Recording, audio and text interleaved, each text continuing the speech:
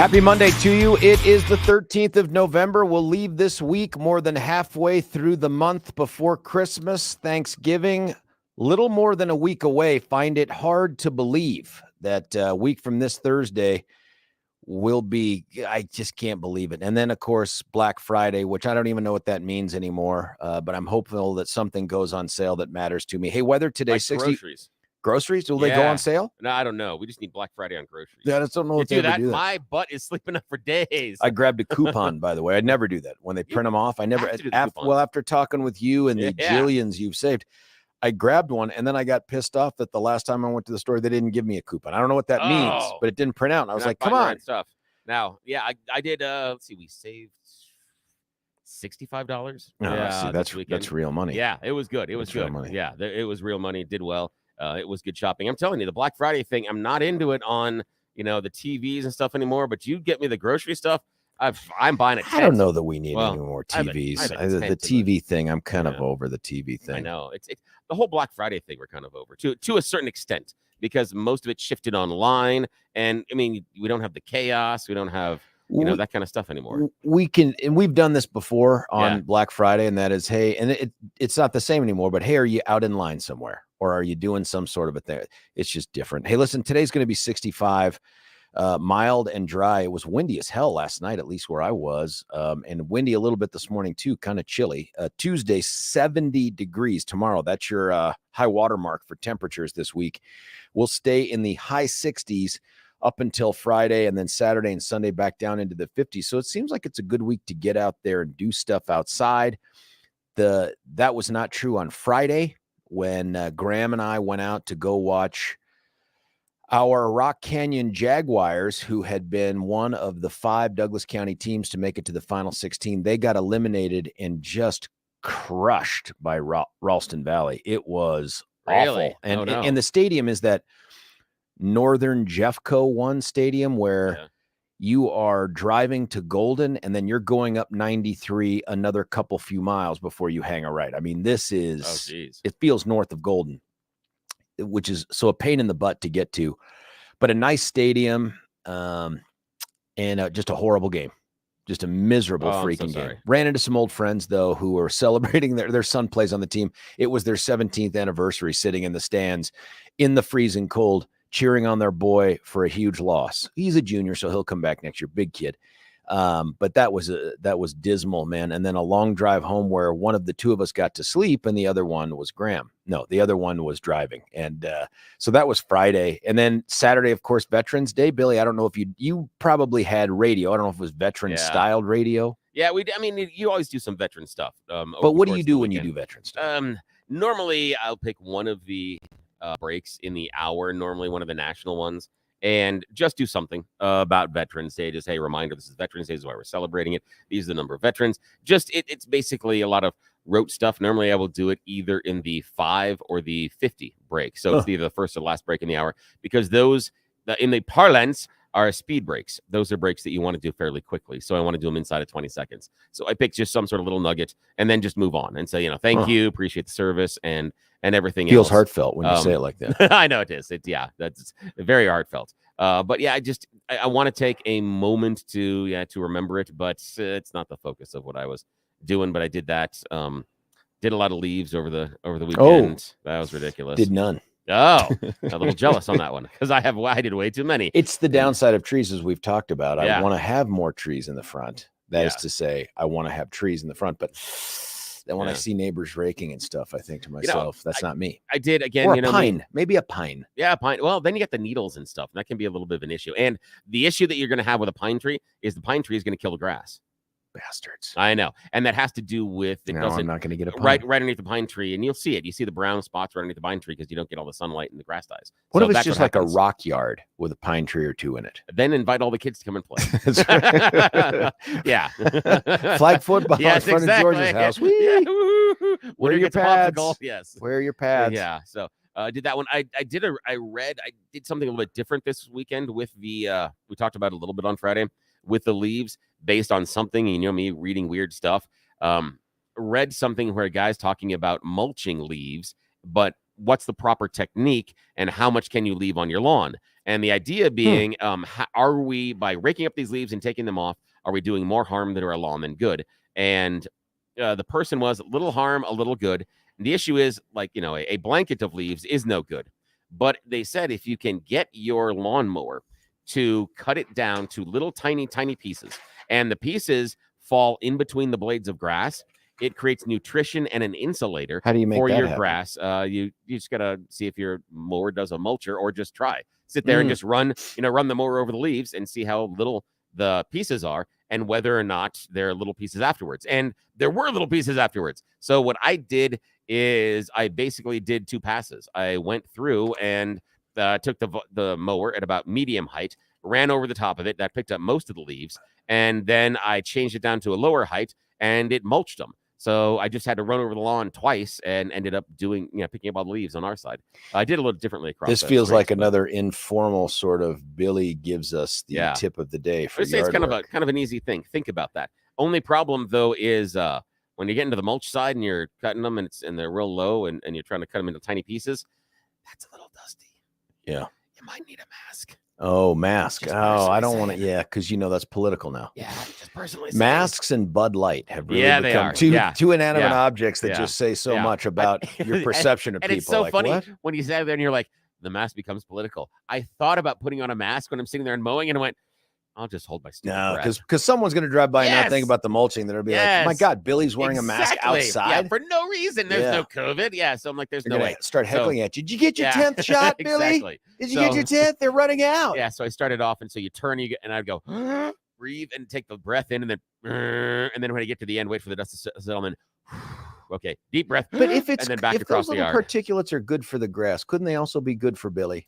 Like you breathe those things in, couldn't they do something nice for your lungs? I'm not going to test it. It feels like I know. It feels like the old days with cigarettes. Like they help you open up your lungs. Exactly. The menthol, the menthol really helps. Oh yes, it's so good for you. Yes, there's vitamin C inside. They had, as you can imagine, Veterans Day comes with a whole bunch of efforts to thank and learn. Yeah. So there's this place out by Park Meadows called Fogo de Chao. Yes, I know it. Yeah. So it's 50% off. Oh, for so you went and fogoed. So I did, but I was proud of myself. And it wasn't me that even found this. It was a bunch of these other guys from the Army that were like, hey, man, Fogo de Chao, 50% off. Who's in? Nice. So I went and I did this thing, and I was proud of me only because I would have normally eaten myself to where I could say that every ounce of meat, I probably spent 5 cents on it. You know what I mean? Something like that, where I've just been crushing it. I like that. But I didn't do that this time. No. I didn't eat all of the stuff they want you to do to fill up on. And as they came around with the meat thing, I ate just enough that I was lightly uncomfortable. Good. And the meat sweats were kept to more of just like a shine. Nice. It wasn't like the heavy breathing, that kind of, it wasn't that this time. It was just kind of as I went into the mall to do a little, just walking around, looking at the Veterans Day thing, as I would go upstairs, I could feel only a little lightheaded. And so I felt like it was a lot of self-discipline. Oh, that's great. I've got a family that lives in Chicago, and this is years ago. This is probably 7-8 years ago. My cousin sent me a picture, and she found this Chinese. This isn't going to be an "I grew up in the South" picture. No, okay. It's a Chinese restaurant, and it's a little bit outside of their neighborhood. But she said, best sign on the window ever, and she shared it with the family. And so it's a Chinese restaurant, and they're advertising their all-you-can-eat buffet. And obviously, there have been some people there taking advantage of it, because below that, there's another sign that says, all you eat, not mean, stay all day. You eat, you go home. Okay? That was no way. Yes. Yeah. I love that. That's so funny. Yeah. Oh, that's good. That's one of the reasons they're such a funny people. I want to learn Chinese. That's no joke. Oh, there's an online Army course I signed up for. I may have had some technical issues with the first class, but I'm going to learn that dang Mandarin. Oh, that's I'm going to figure it out somehow. That is cool. So that I can share that kind of humor with our friends at the Chinese restaurant. Wonderful. I'm a little jealous. The other thing that took place, of course, yesterday's first off, the Buffs.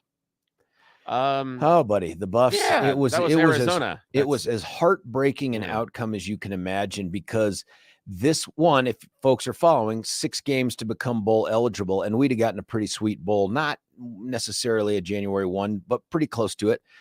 And we were about to take down the 21st ranked Wildcats. and we're winning throughout the game. We score, they score. We score, they score. Gets to the fourth quarter. We have a chance to go up 34-31. And our field goal kicker, who had been clutch in a couple different points throughout the season, this doesn't fall on him because we shouldn't have been in this position. Yeah. Misses a field goal. I think it was a 40-something yarder. Not a gimme in NCAA, but should be a gimme in NCAA. And again, then, just on a side note, kicking in a straight line, you moron. I know. This is Billy, the soccer guy. Again, the straight line is the easiest thing in the entire world to kick. Is a straight line. we work for hours on making this thing bend and do weird things. And these guys do it naturally. Yes. And we have an entire industry of people that are called professional athletes because they kick a weird shaped ball in a straight line and don't do it very well. Okay, I'm going to sit over here and just grumble for a while. Yeah, that's all right. So he misses, and then Arizona gets the ball, and the defense just kind of lets these dudes move down the field, and they kick a game-winning field goal at the end. And now the Buffs are playing two teams they're also probably not going to beat, maybe. But even if they eke out one win out of two, probably not going to a bowl. And, now the speculation is with the firing of Big Jimbo down there at A&M, are they going to now throw a heap of money at Dion to get him down there? I read in the paper today, we had a 5-star recruit decommit from CU over the weekend, probably right after that loss. I don't know. It was the last home game there. It was just really disappointing. That could have been such a nice win for the Buffs to kind of say, hey, we're still here. We're so close. Now it's just, we're so close. We're not really here yet. And then of course, any Sunday without the Broncos is weird because I have football on, but I just care a lot less. All I wanted to see was, I want to see the Chargers lose. Sorry, Stefan. Yeah. And they did. That was good. That was good. And then the Raiders, one of the most boring Sunday night games possible. Field goal. And then, finally a touchdown to seal the deal, but unbelievably boring. And if you're Jimmy Garoppolo, how did you know? I mean, that the firing of McDaniels was going to result in you being benched. Then they bring in this new kid and you're like, I want you to succeed. I so want the team to win. Lose. I mean, you've got to be like, lose. Get me back on the field. Oh, yeah. Yeah, I don't know now. I don't know. But now the Broncos Bills tonight, man. That'll be interesting. And it's an interesting one. Von Miller there. And the Bills earlier in the year were one of those Super Bowl hopefuls. And now there are questions about them. So is this a reputational game where they got to right the ship? What does this mean for us?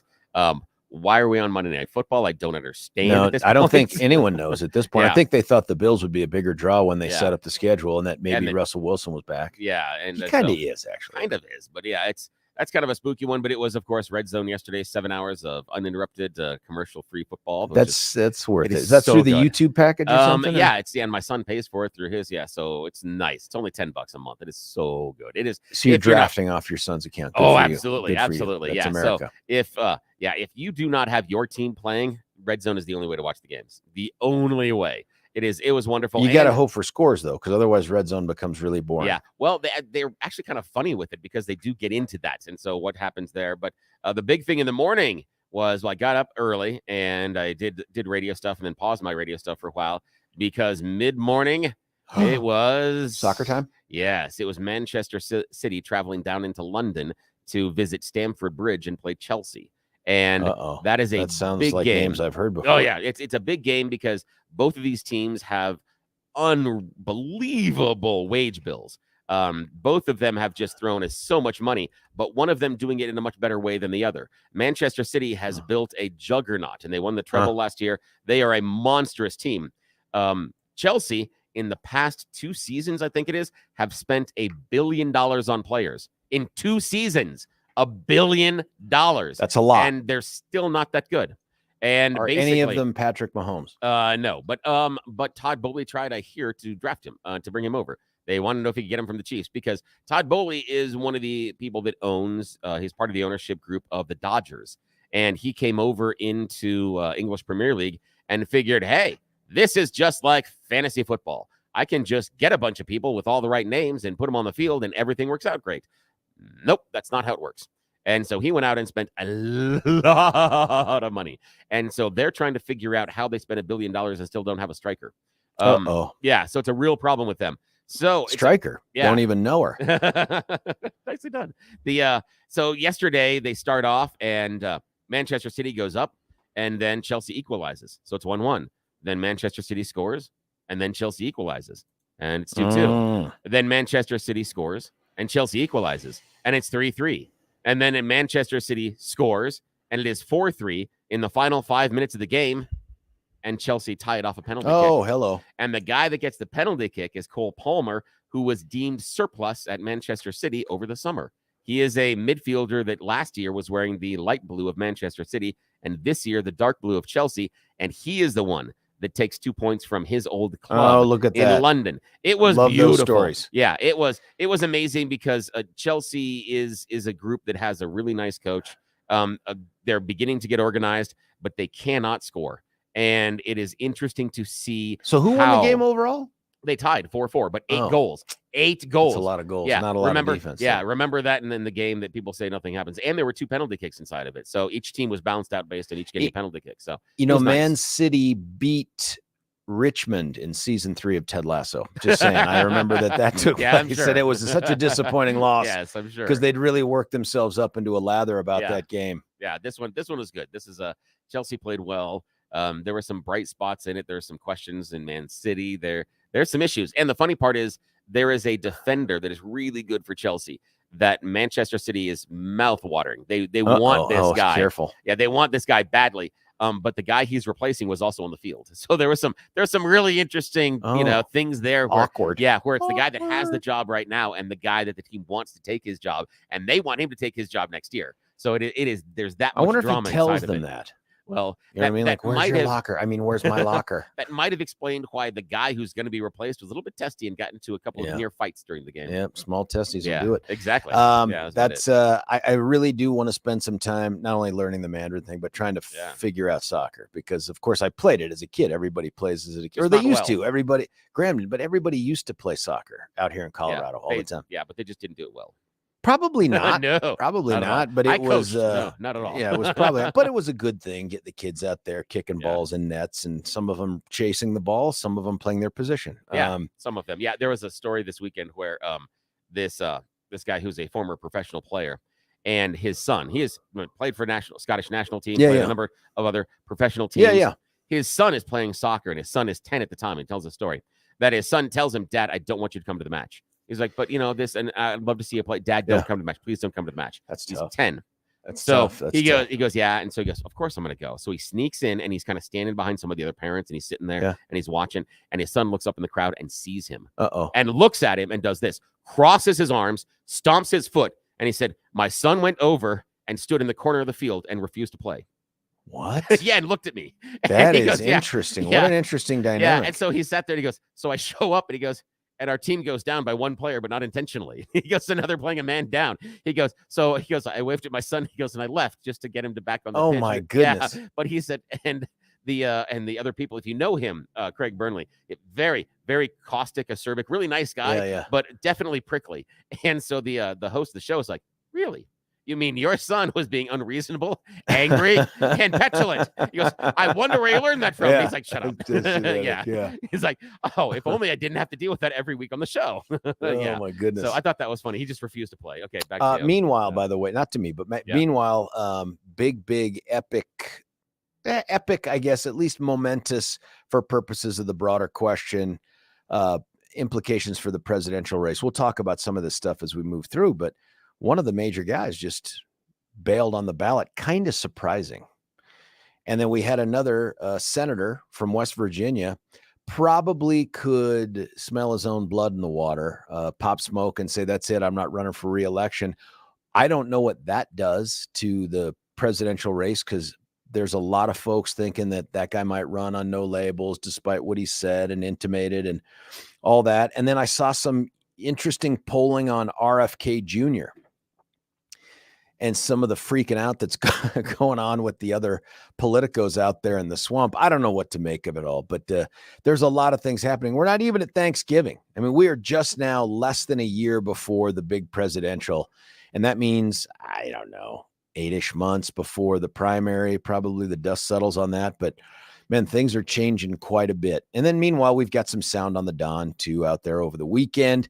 Got some sound on the guy that dropped out of the race. Who's going to be next? Lots of stuff going on politically here in the state of Colorado. you know what? I'm going to reach out to Senator Kirkmeyer and see if she's available for this. But the governor, as you may have heard, called for a special session. But here's what he wants to do. This is a little bit of a spoiler alert. He told the legislature, yes, I want you to reconvene to discuss emergency measures that can be taken to reduce assessed property values for taxpayers, ... using their Tabor refunds to do it. So despite this, again, is reminiscent of, do you remember when he first came into office, there was a ballot measure on there to have setbacks from oil drilling that was about one state in between each oil drill. There was such a setback. It was like however many feet it was that somebody did a map. There would have been like 2 postage stamp size pieces of land you could have drilled on in the state of Colorado. That thing got thumped on the ballot. And then the next year, the governor put in place some rules, regulations, and the legislature passed a law that was like, oh, did you not like a 30-foot setback? We'll change it to 31 feet setback. So it's a completely different law. That was the gist of it. And of course, they did that over the will of the voters, but that's how the Dems run the show. And so that's what's going to happen. It looks like here, where they put their ballot measure on saying, we'd like to diminish your Tabor returns. Government really does need all that extra money. It gets thumped like a baby harp seal on the ballot. And now they're going to put something on there that says, well, we're just going to use them anyway. I mean, we don't have to go to you to keep the Tabor refunds. We just have to go to you to get rid of the Tabor refunds forever, but we can use Tabor refunds for this. We can budget in that way because then it would diminish the amount that was available to give back. It's a long story, but I'm going to try to figure out how to get Barb on. Just so much going on over the weekend. We are hitting some interesting times right before the holidays. I don't know, folks. I don't know. And there's all of this stuff that's culminating in some things. You may not have seen this article. Colorado is getting smaller in terms of some population issues. And it's more of like a decreased net gain. A long story. We'll talk about some of that when we get to too. I'd love to hear about how your weekends were. I just don't have all the time in the world to do that because we have the good stuff coming up. Somebody texted in less than 1 year until election for, yep, for that race too, a local race. There's apparently going to be a new judicial district down where I live. Who knew? Listen, I want to cut away for a break, give Billy a huge opportunity to do the Thorpe report. We don't normally give him this much time.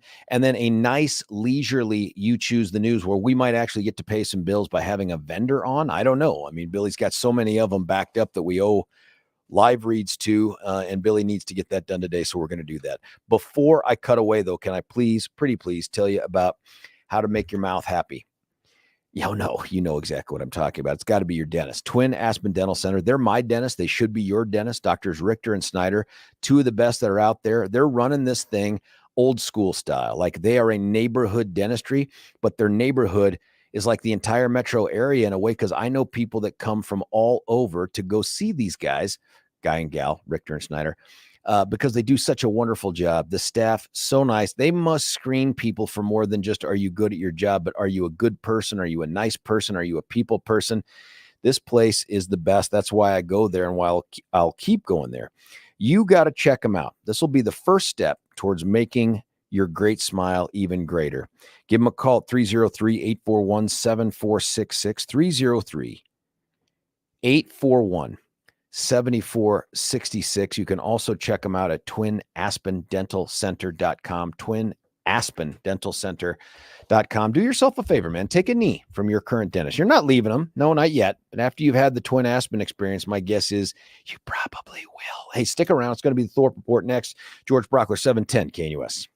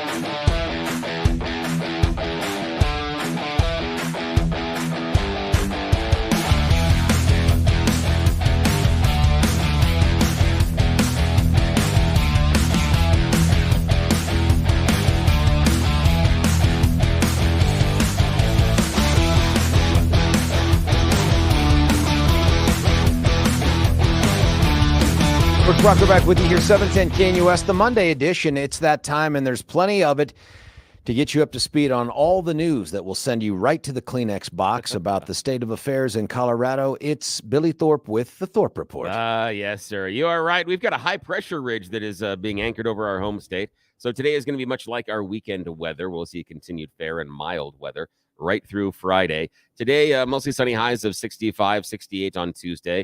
And then we're basically bouncing around the high 60s for the rest of the week. From a weather forecast friend of mine, watch out after Thanksgiving. What does that mean? Just saying. He's expecting the weather to turn significantly after Thanksgiving. But what does it mean? Turn to what? Like cold. Hurricanes? Cold snow. Yeah, he said that just based on some pressure systems that he's seeing building and what's happening. Again, it's a number of weeks off, but he said, watch out that we could have this like line of demarcation, as in very soft, mild fall, and then post Thanksgiving we could get a bout of some very difficult weather afterwards. So cold stuff. Yeah, some cold stuff, probably some snow. Again, he said it's still weather's got to move a lot, etc. But that's what he's seeing right now. We were talking over the weekend. All right, shoppers and those that live near the streets of South Glen are taking extra precautions because their cars are disappearing when they're shopping. That's a problem. According to Crime Map data, in less than 3 months, there have been 3 reported car burglaries and 3 more recorded car thefts. All of the streets of South Glen. Most of the car thefts are near the mall and happening during the day. South Glen? Yeah, streets of South Glen. Yeah, the one. Dude, that's Arapahoe County, man. Yeah, and it's Arapahoe Road University type of thing. Yeah, so most of the car thefts happen during the day near the mall, which is also interesting. So they're worried about that heading into the holiday season as to people shopping. If you think that your car is going to get broke into while you are shopping in the streets of South Glen, probably not going to shop in the streets of South Glen. Just saying. I think, again, if we just wanted to get serious about it, a couple of those car thieves lose a hand or something, or a foot. Or at least keep your hands, but a foot or something. Or just stay in prison longer so you can't steal the stuff. Wait, stay in prison longer presupposes they're in prison. You can drop the word long, get them to prison. That's a good point. Fair point, sir. Yes, I stand corrected. There were no injuries reported after a 78-car freight train derailed near Pines Cliff in Gilpin County on Sunday. Passenger rail service through that corridor has been significantly impacted for obvious reasons. They want you to please avoid the area near Colorado 72 Coal Creek Canyon Road, South Beaver Creek Road.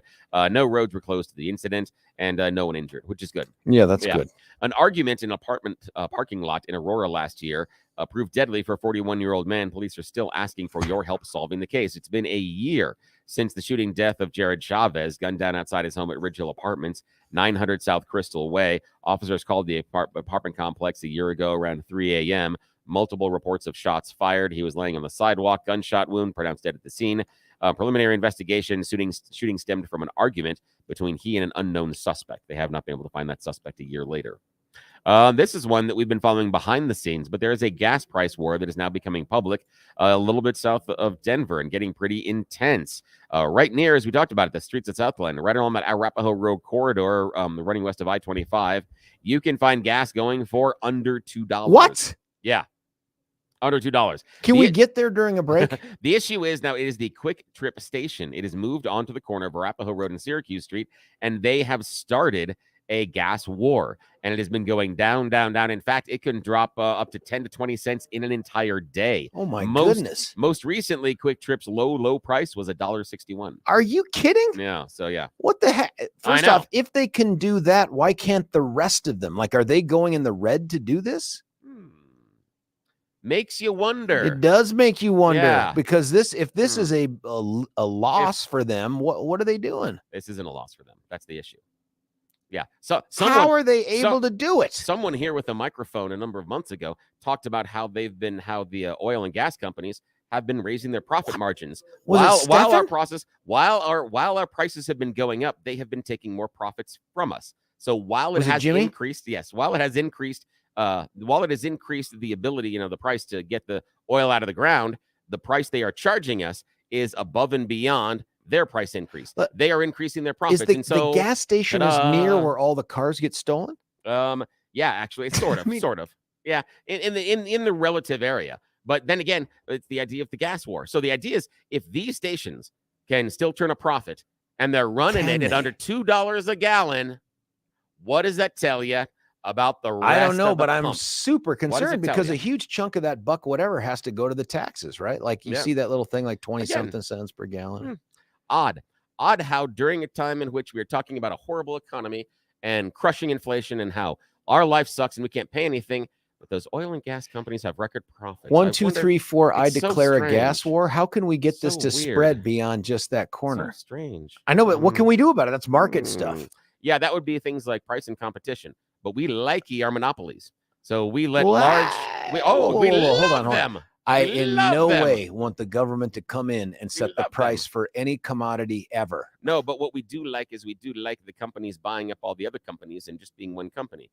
See Procter & Gamble for notes on that one and see how that's worked out as far as pricing. Economies of scale. Yeah, that's exactly it. Yeah, when you have only a handful of people that are doing the oil and gas stuff, it changes the number of people that are out there that can sell it. Sorry. Somebody texted in, yes, Billy, your friend is correct about the weather. My Ouija board said the same thing when I asked the spirits about their weather forecast. Hey, Nailed it. Evidently, you know my friend.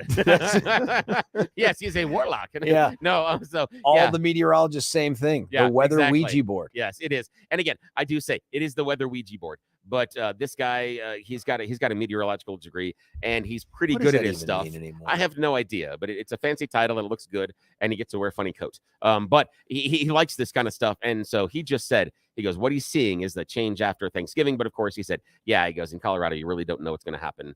3-4 days out. So yeah, that's all the news I got. I'm going to look at an online meteorology degree during the break, try to see what it takes for us to get one. Oh, Pacific University. It's something called BS in environmental science. Hey, that's perfect.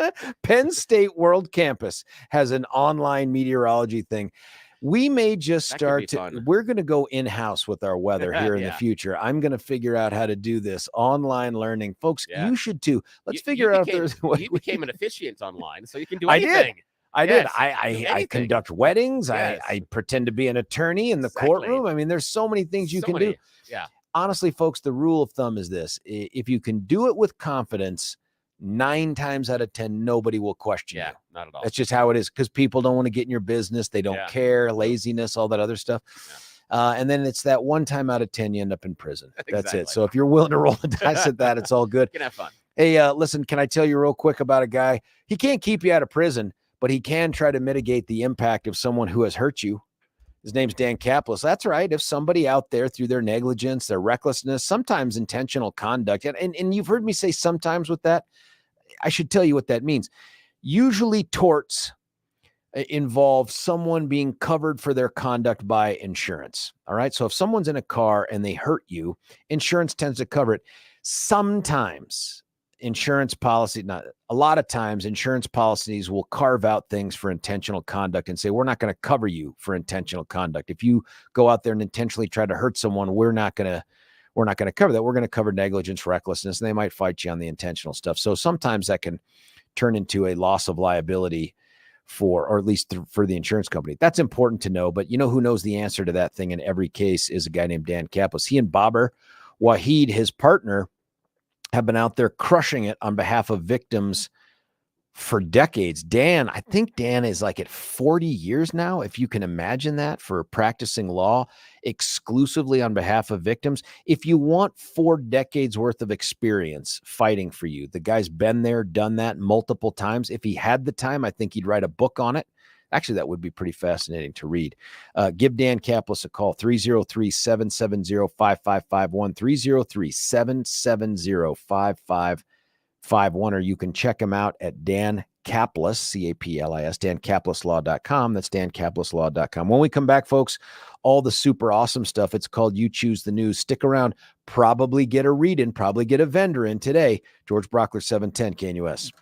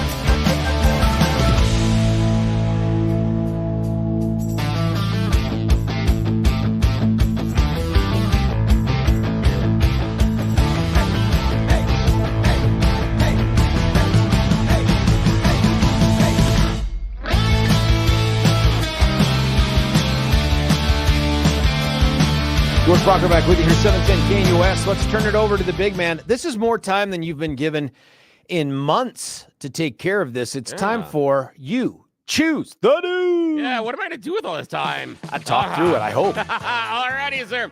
It is time for everybody's favorite radio news game show, You Choose the News, where we have scoured the interwebs for mere moments this morning to find really stupid stories about us humans, giving them even dumber headlines to play this fake radio news game because we're not really sure why, but they keep paying us to do this. We have a theory they don't know it actually exists, but we'd appreciate your help if you do not spread the word. All righty.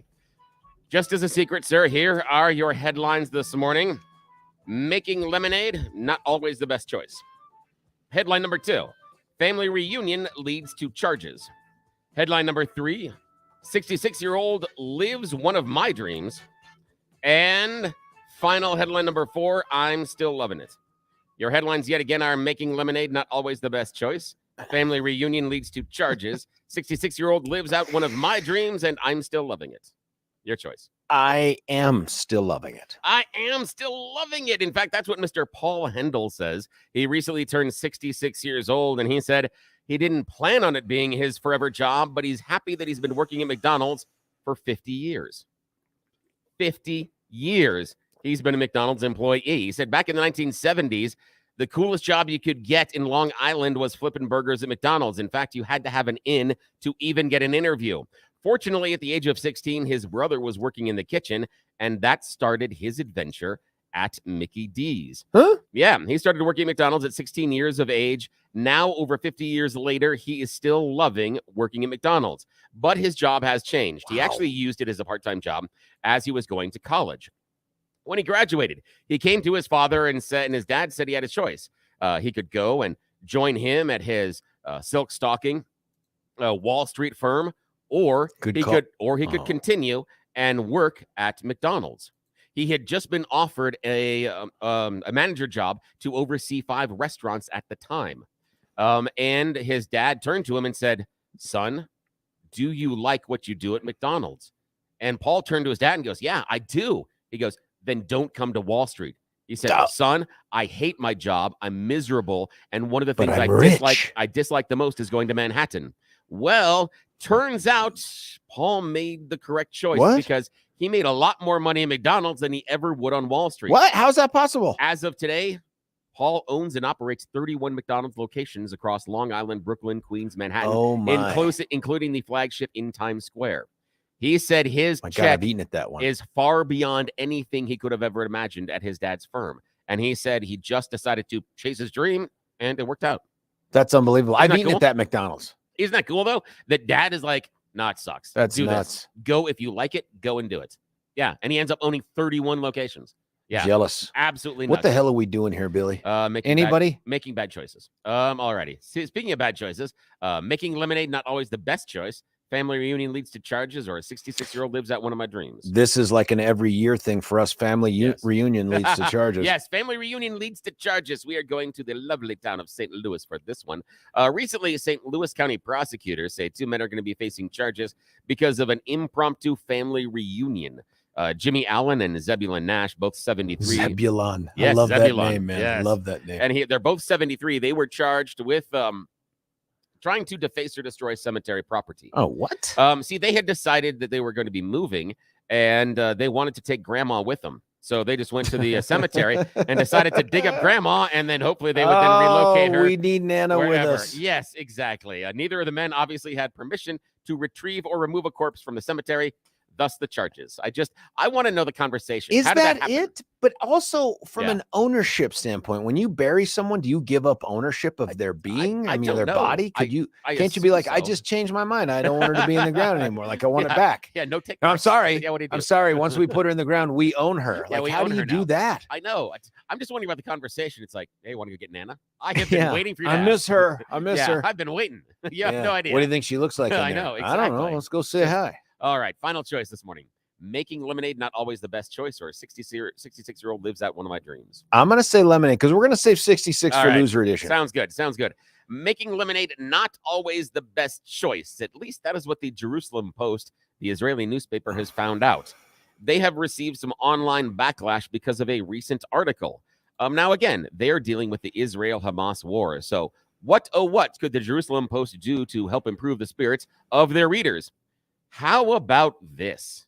The headline reads, "How to use the stress from the Israel-Hamas war to lose weight." Yes, that is an actual article that appeared in the Jerusalem Post. Basically, it said the ongoing state of stress and anxiety has led to weight gain for many. Understanding that many of us stress eat, but how stress can actually work. It can aid you in shedding pounds while maintaining your overall health during the stressful time. I felt like that was clickbait. Exactly. The article in question wasn't produced by the actual Jerusalem Post publication. It was somebody else that did it. Then they linked it and they put it in their paper. But surprisingly, the people reading it are like, that's not very cool and not very good for you to talk to us about how we should lose weight during a time in which our friends and family are dying. So, yeah, read the room, people. That's it. That is the end of today's You Choose the News. And yes, we do have time for a sponsor. Today, you can get 20% off signing up for new ChatGPT Psychology. It's going to be okay, at least as far as you know. This combines popular psychology with easy-to-understand solutions for your problems. Does ChatGPT know? What do they know that the real doctors don't? Try it out today, 20% off. So back to you, sir.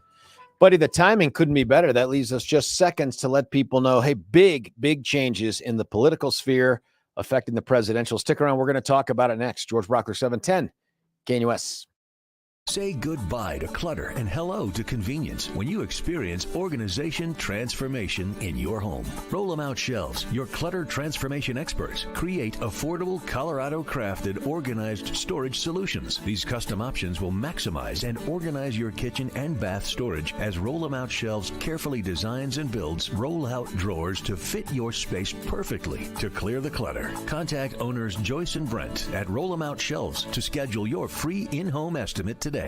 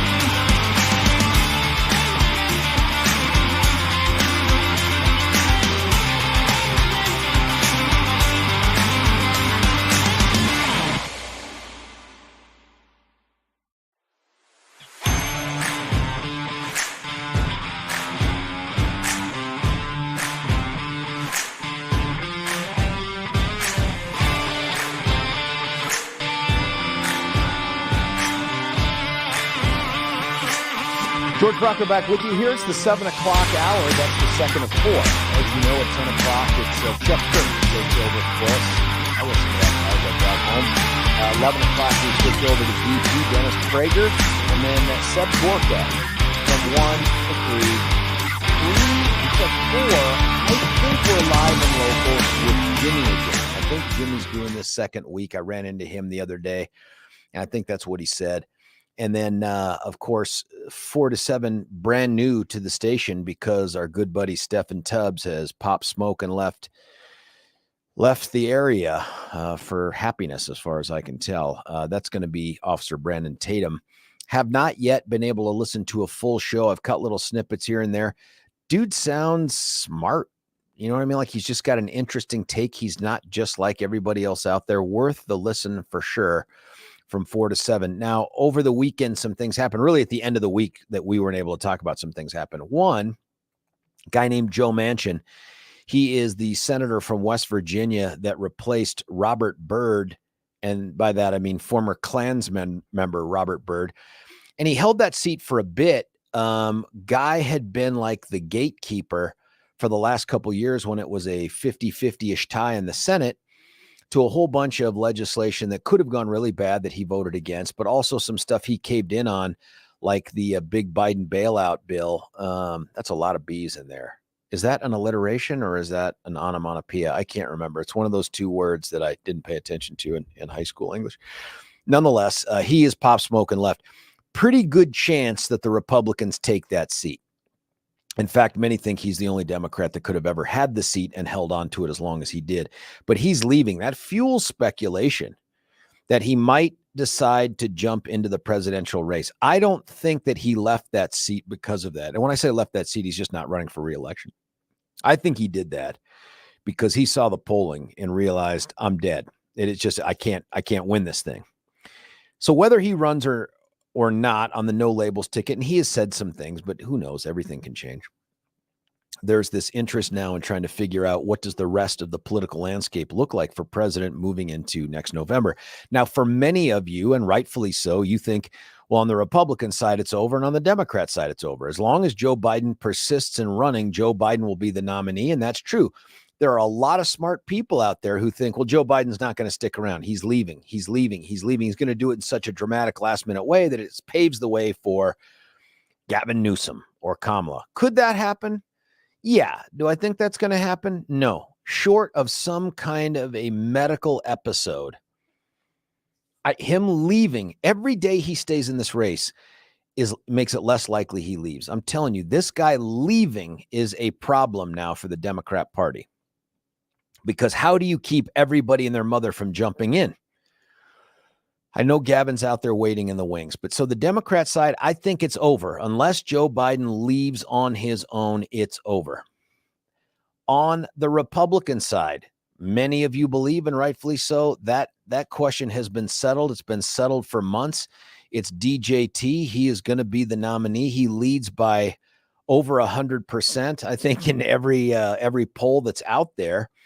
But as it turns out, there's a bunch of other Republicans, credible candidates, who disagree that it's a foregone conclusion, or at least want to pose an alternative in case something happens. And maybe that in case something happens is medical, but more likely it's in case something happens in terms of this guy either being kept off the ballot or getting convicted, or people finally come to their senses in their opinion.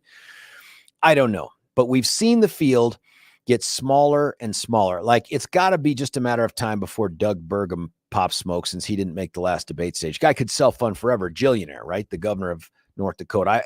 I don't know what that guy does. I don't know what his metric for continuing this is. But in the last debate that we had last week, that was on a Wednesday, and we went through this thing. There were 5 people on the stage, left to right. It was Chris Christie, Nikki Haley, Ron DeSantis, Vivek Ramaswamy. It has taken me this long to even get close to nailing that name.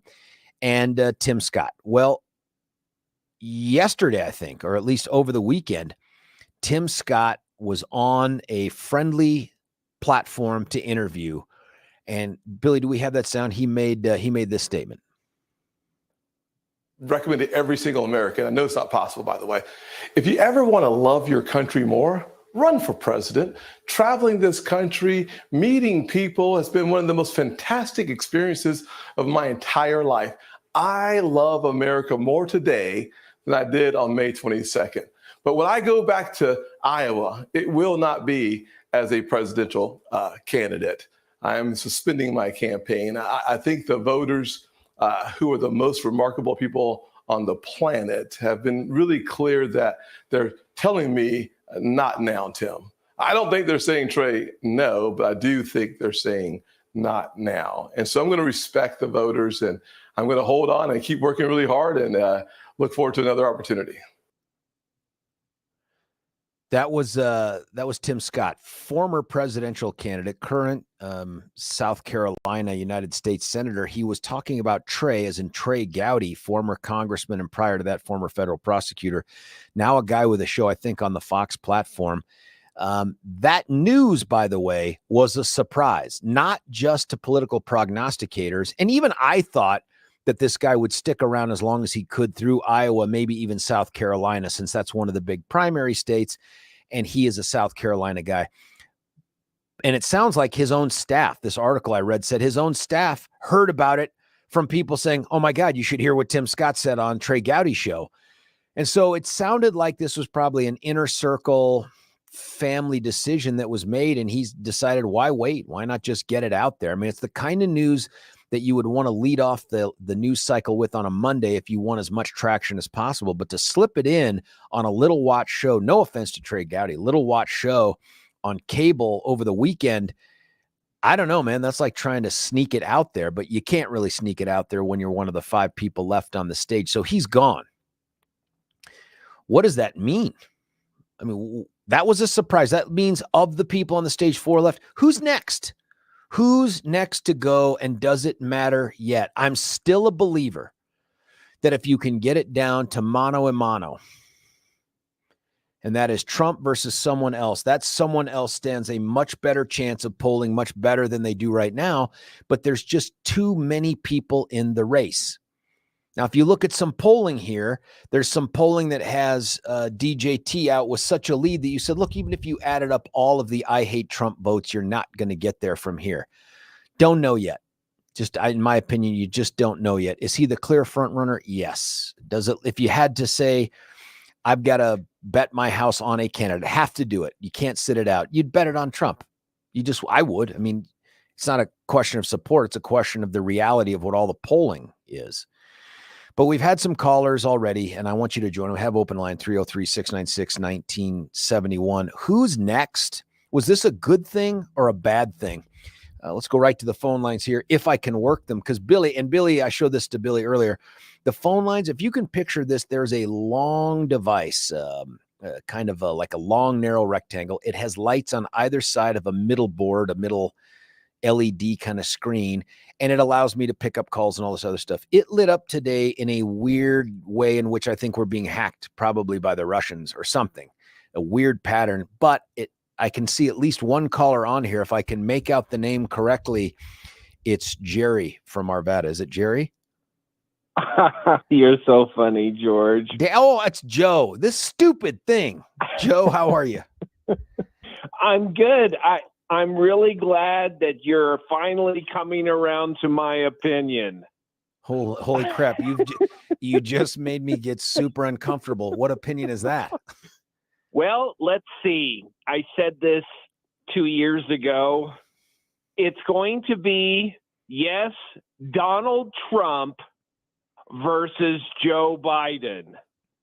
What do you not understand? No, listen, I don't disagree that that's what the numbers have shown all along, and you've never heard me say otherwise. I just wondered if we wouldn't get to, and I still do, if we won't get to a point where, because of whatever the current events are over which the president has no control, and alternative candidates that may prove to be attractive to those who aren't convinced they want to vote on a guy who may end up getting sworn in an orange jumper, that could be a difference maker. I'm just not convinced we're there. We're a year out. We're less than that for the primary, but Joe, I mean, the dude looks incredibly strong in polling. That's for sure. Well, let's not there is a little caveat. I will couch my Wait, what? prognostication with one thing: the Democrat Party may Lee Harvey Oswald Joe Biden. My God, come, dude. So in that one sentence, you've now said that JFK was assassinated by some political, I guess, organization. And 2, you think that the party would assassinate Joe Biden in order to get him out of the way? Yeah, George, the political organization was the CIA. If you haven't figured that out, you're not paying attention. Apparently, the rest of the free-speaking world, the English-speaking world, hasn't either. Because, buddy, that's not a widely held view by anybody. Well, you better get Peter back on the show to inform you. Oh, so Peter now is the expert on whether or not the CIA killed him. I haven't heard Peter's take on this. I know he knows a lot about the JFK thing. I've heard a couple shows. But, buddy, there's no proof the CIA did that. And I just don't want to go down that rabbit hole. There's never any proof that the CIA is the proof. did anything. The fact that there is no proof is itself proof. That's hilarious. Actually, there's a lot of proof, but it's being held. Remember, we were supposed to have the documents released during Trump. We were supposed to have the documents released during. Why didn't Trump release them? Well, I think he tried. Wait a minute. He's the president of the United States. He can take papers, put them in his pants, and turn them into his own property. You telling me this guy is the same group that Crossfire Hurricane Donald Trump? Did you forget that? Hold on. Guy's president of the United States.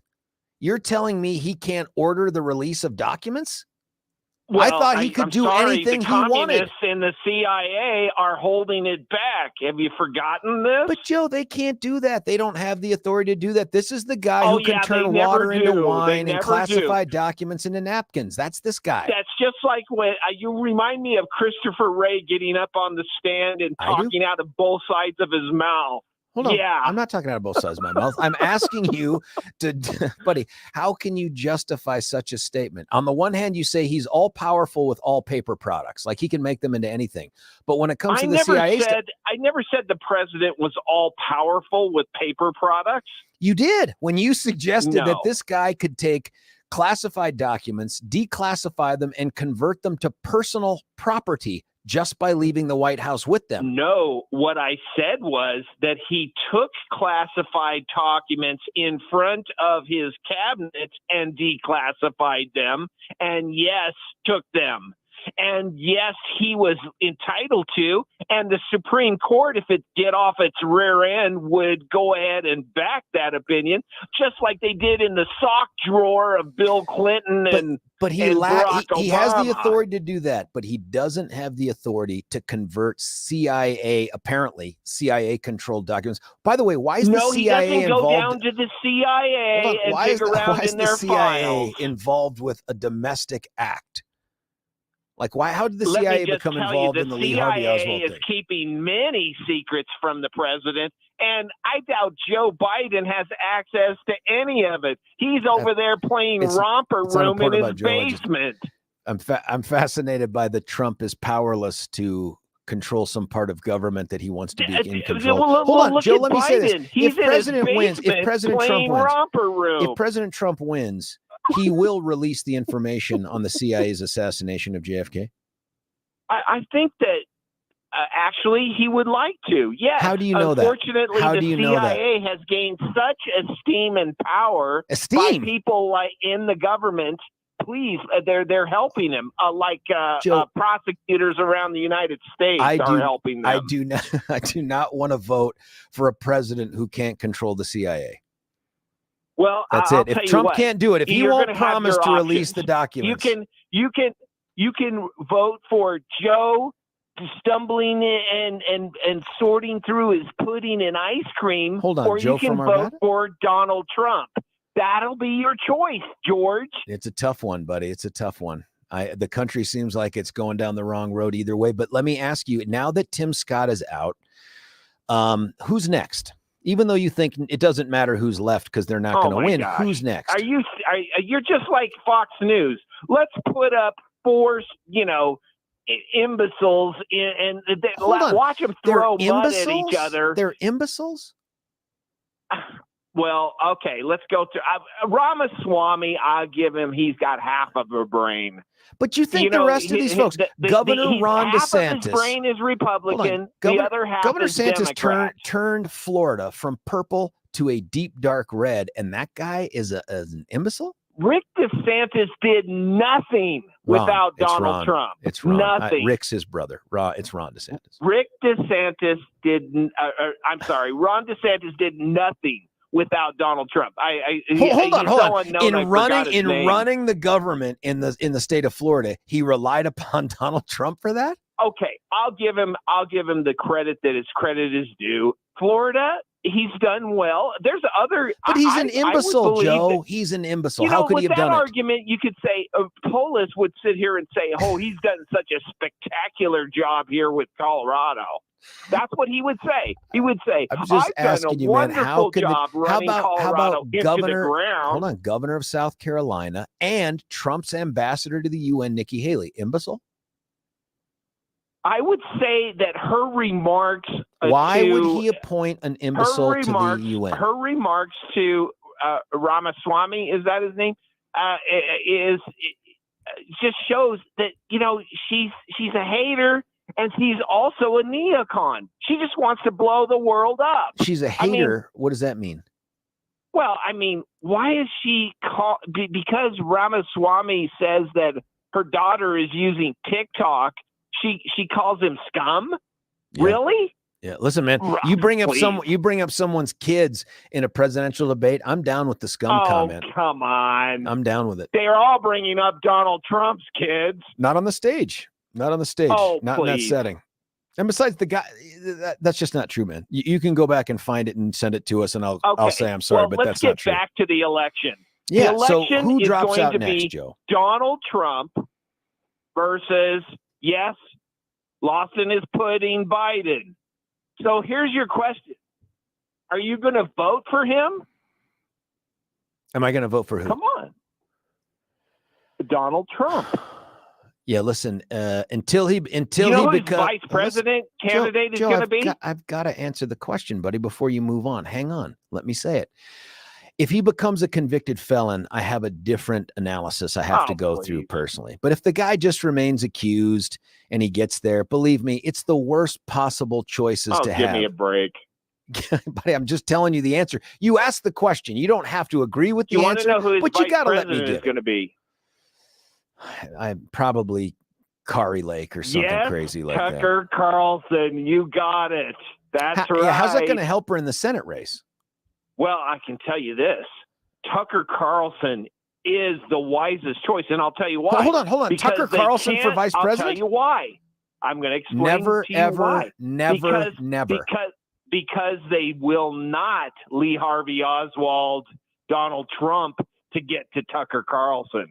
Wait a minute. So just so that I'm clear, Joe, Tucker Carlson is the choice for Trump as vice president because he knows that Tucker Carlson is perceived as so much crazier than he is, that the CIA would never take out Trump because they're worried about what Tucker would do to them. Lake. This is the only. But she's running for Senate, Joe. Lake. She's running for Senate. Well, I know, but could she be swayed? I'm not even sure that.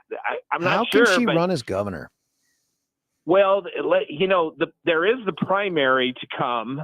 I don't know. We haven't seen what happens. That sheriff is looking pretty good in the Senate. She cannot run for vice president and Senate simultaneously. I just don't believe that. I don't think it's going to happen. Well, she doesn't have to run for vice president. It's a choice. Well, no, but understand this. If she's running for the Senate and then loses in the Republican primary, her attractiveness to be the number 2 at a national ticket seems pretty diminished, doesn't it? Like if you can't even win the nomination for Senate in your own state. That. I think it would go more like this.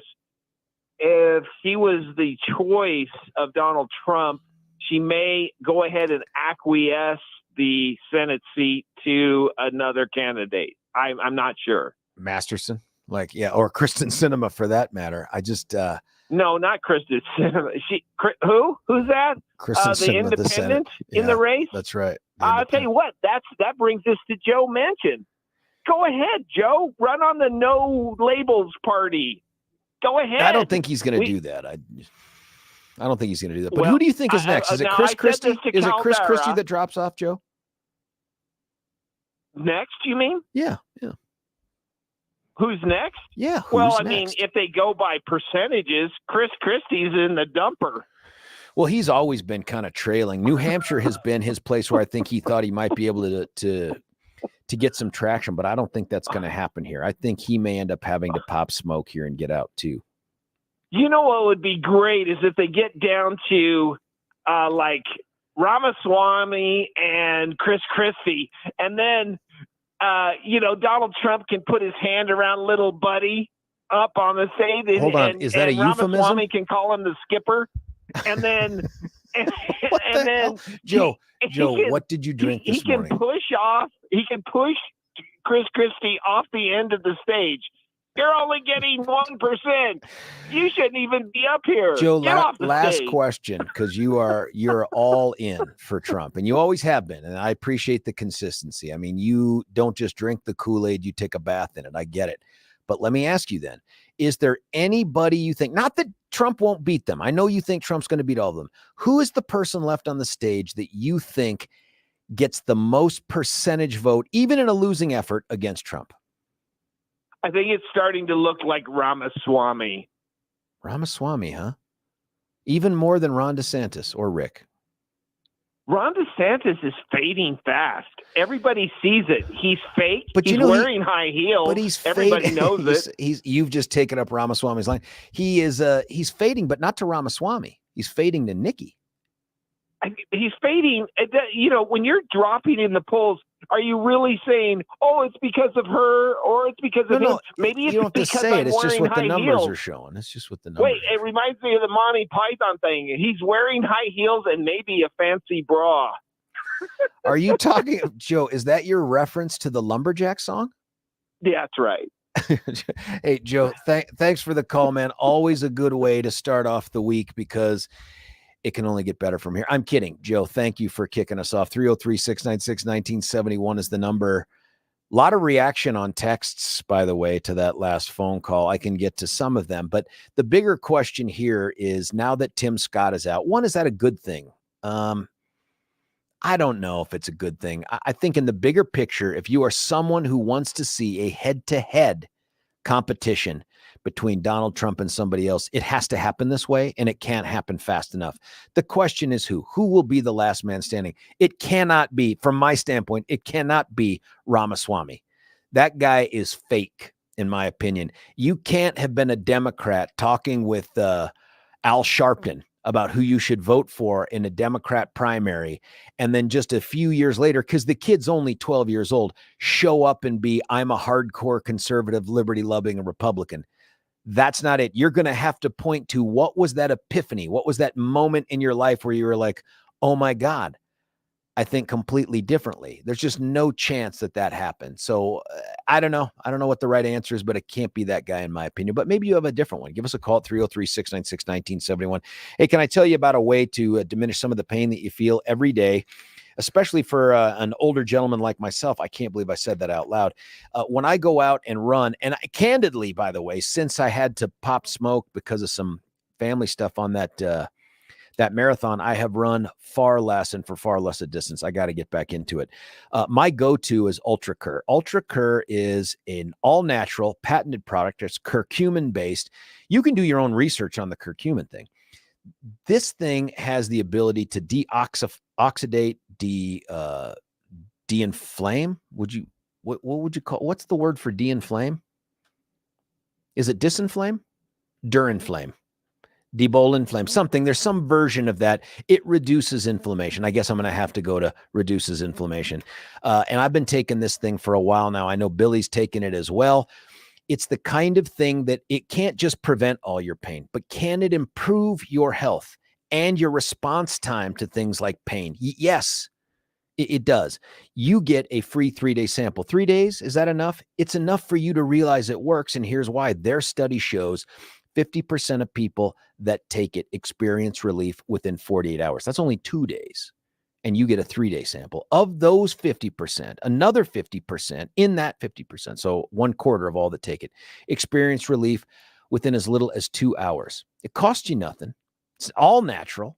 You can only get it at natural grocers. There's a bunch of them all over the place. Find yours. Go see the vitamin manager because you can't find it in the store without the vitamin manager. Get your 3-day free supply. Heck, get another 3-day free supply for a friend or a loved one. Check it out, and then let us know how it treated you. Let us know the difference it's made in your life. Go to getultranow.com. That's getultranow.com and start experiencing better health right now. When we come back, your calls, your text, George Brauchler, 710 KNUS.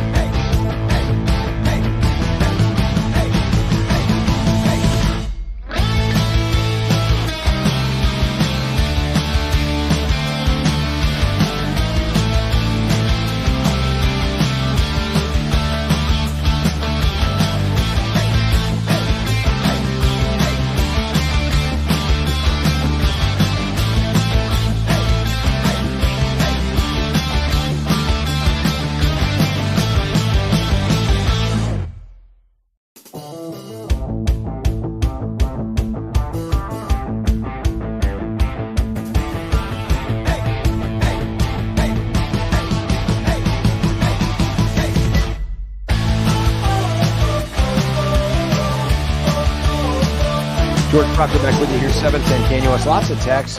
It's hard. Thank you, Alexa. Anti-inflammatory, not de-inflammatory. Had a Biden moment right here on the radio. Good Lord. Lots of texts about the last call, not as much about the topic, not as many as about the topic. Some folks here, our friend Artist, by the way, my new name for Biden is Scarecrow Joe. Both need a brain. Just a thought. And then someone texted in and said, Ronald Reagan switched parties. Why not Vivek? Well, big one for me is Reagan changed over communism. That's why he changed parties, was their love affair with communism. And then this person says, in essence, they think that Vivek changed over Dem socialists. I don't know that that's true. They don't strike me as any more socialist today than they were 15 minutes ago when Al Sharpton was running for president back for 2016. And Vivek asked him that question. I mean, that just seems like that's 7 or 8 years ago. It strikes me as the same party. Maybe it's a little bit more left. Maybe it's a little bit more overt, but I'm looking for that thing. What caused him to change? Or maybe he didn't change at all. Maybe he was just lying on that interview and he said, hey, why would I vote for you in a Democrat primary and all that other stuff? The guy strikes me as an opportunist. The things that he says strike me as things that he heard someone say, like Tucker or Charlie Kirk or someone like that. He's an idea guy. He is Billy Blaze from 1982's Night Shift with Henry Winkler and Shelley Long and Michael Keaton. He is that Michael Keaton character. I don't know that guy believes in anything other than I will say things that I think will appeal to a base that will get me traction. I honestly don't think he's really running for president right now. I think he's running for something else down the road, some other bigger future. But I felt the same way about Trump in 2016. I didn't think he was really running for president. I thought he was running to elevate his name ID post Apprentice. And I think he was the dog that caught the car. Man, if you look at him on election night, I don't think he thought he was going to win. I think he believed the same polls I heard. But he did. And then he ended up becoming president, and he did a bunch of stuff. Here's another text. Oh, please. Best way to start a text. Haley gladly worked and voted for a man who bragged on tape that he happily sexually assaulted young women, and now she clutched her pearls when her daughter is mentioned. So did many other family values conservatives vote for him. And will, again, a lot of things going on in that single text. I think Haley did work for Trump. I think she served as UN ambassador for America because that was a great opportunity politically, but because the president asked her to. So I guess what you're saying, Texter, is if Trump wins again and they reach out to someone to serve, that even though they think they can do something good on behalf of the country, they should say no rather than have the taint of working for Trump. That doesn't seem like it makes a lot of sense to me. Them accepting that isn't their endorsement of him being able to serve. So I disagree with that. But the other part is that he happily sexually assaulted young women. That may be true. And she clutched her pearls when her daughter is mentioned. I think that's extremely different. I just think kids are off limits when it comes to political stuff. I think families are off limits. It's one thing to talk about, hey, my family's done this, my family, all good stuff, and I was having that's one thing. But to get into the dirt and the negativity or even using kids against candidates, I just think that that's a bar we don't want to fall below. I realize there's very little room left below that bar because of the last couple presidential cycles, but I don't think we want to break the floor on that. I don't think we want to get through the concrete on that because that's disgusting. And so I do think that's a line that you draw in the sand and say, we're just not going to talk about it. But what do I know? Hey, I think the other big thing here is there's a Quinnipiac poll. It's one that shows that this Robert F. Kennedy Jr. guy is polling pretty well. Compared to Biden and Trump, if they were in the race, he's drawing 22% of the vote. Now, that ain't much. And historically speaking, and there's a good article on this, there have been a couple third-party candidates, Ross Perot among them, that have polled in the 20s. But by the time the election rolls around, they always get less than 20%. Perot got about 19%. The other two candidates they highlighted got, I think, even less than 10% ultimately in the election. But it's cause for concern for the Dems, for sure. I'm not sure what to make of the Robert F. Kennedy Jr. guy. I really haven't paid him much attention because I don't think that he's a legitimate threat to who's going to be president. But let's find out, man. Maybe things change. The bigger question for me, though, is who would you think is the biggest threat to Donald Trump left in the race? And you may say it doesn't. Maybe like Joe, it doesn't matter. It's over. Trump's going to win. Trump's going to win. Maybe because there isn't a clear front runner to take him on and that the opposition gets divided up. I think things change if there's one person. I've been ready for Ron for a long time, but the guy just, I don't know, man. He can't get out of the mud. The person that seems like they have the momentum on their side, the wind at their back, is Nikki Haley.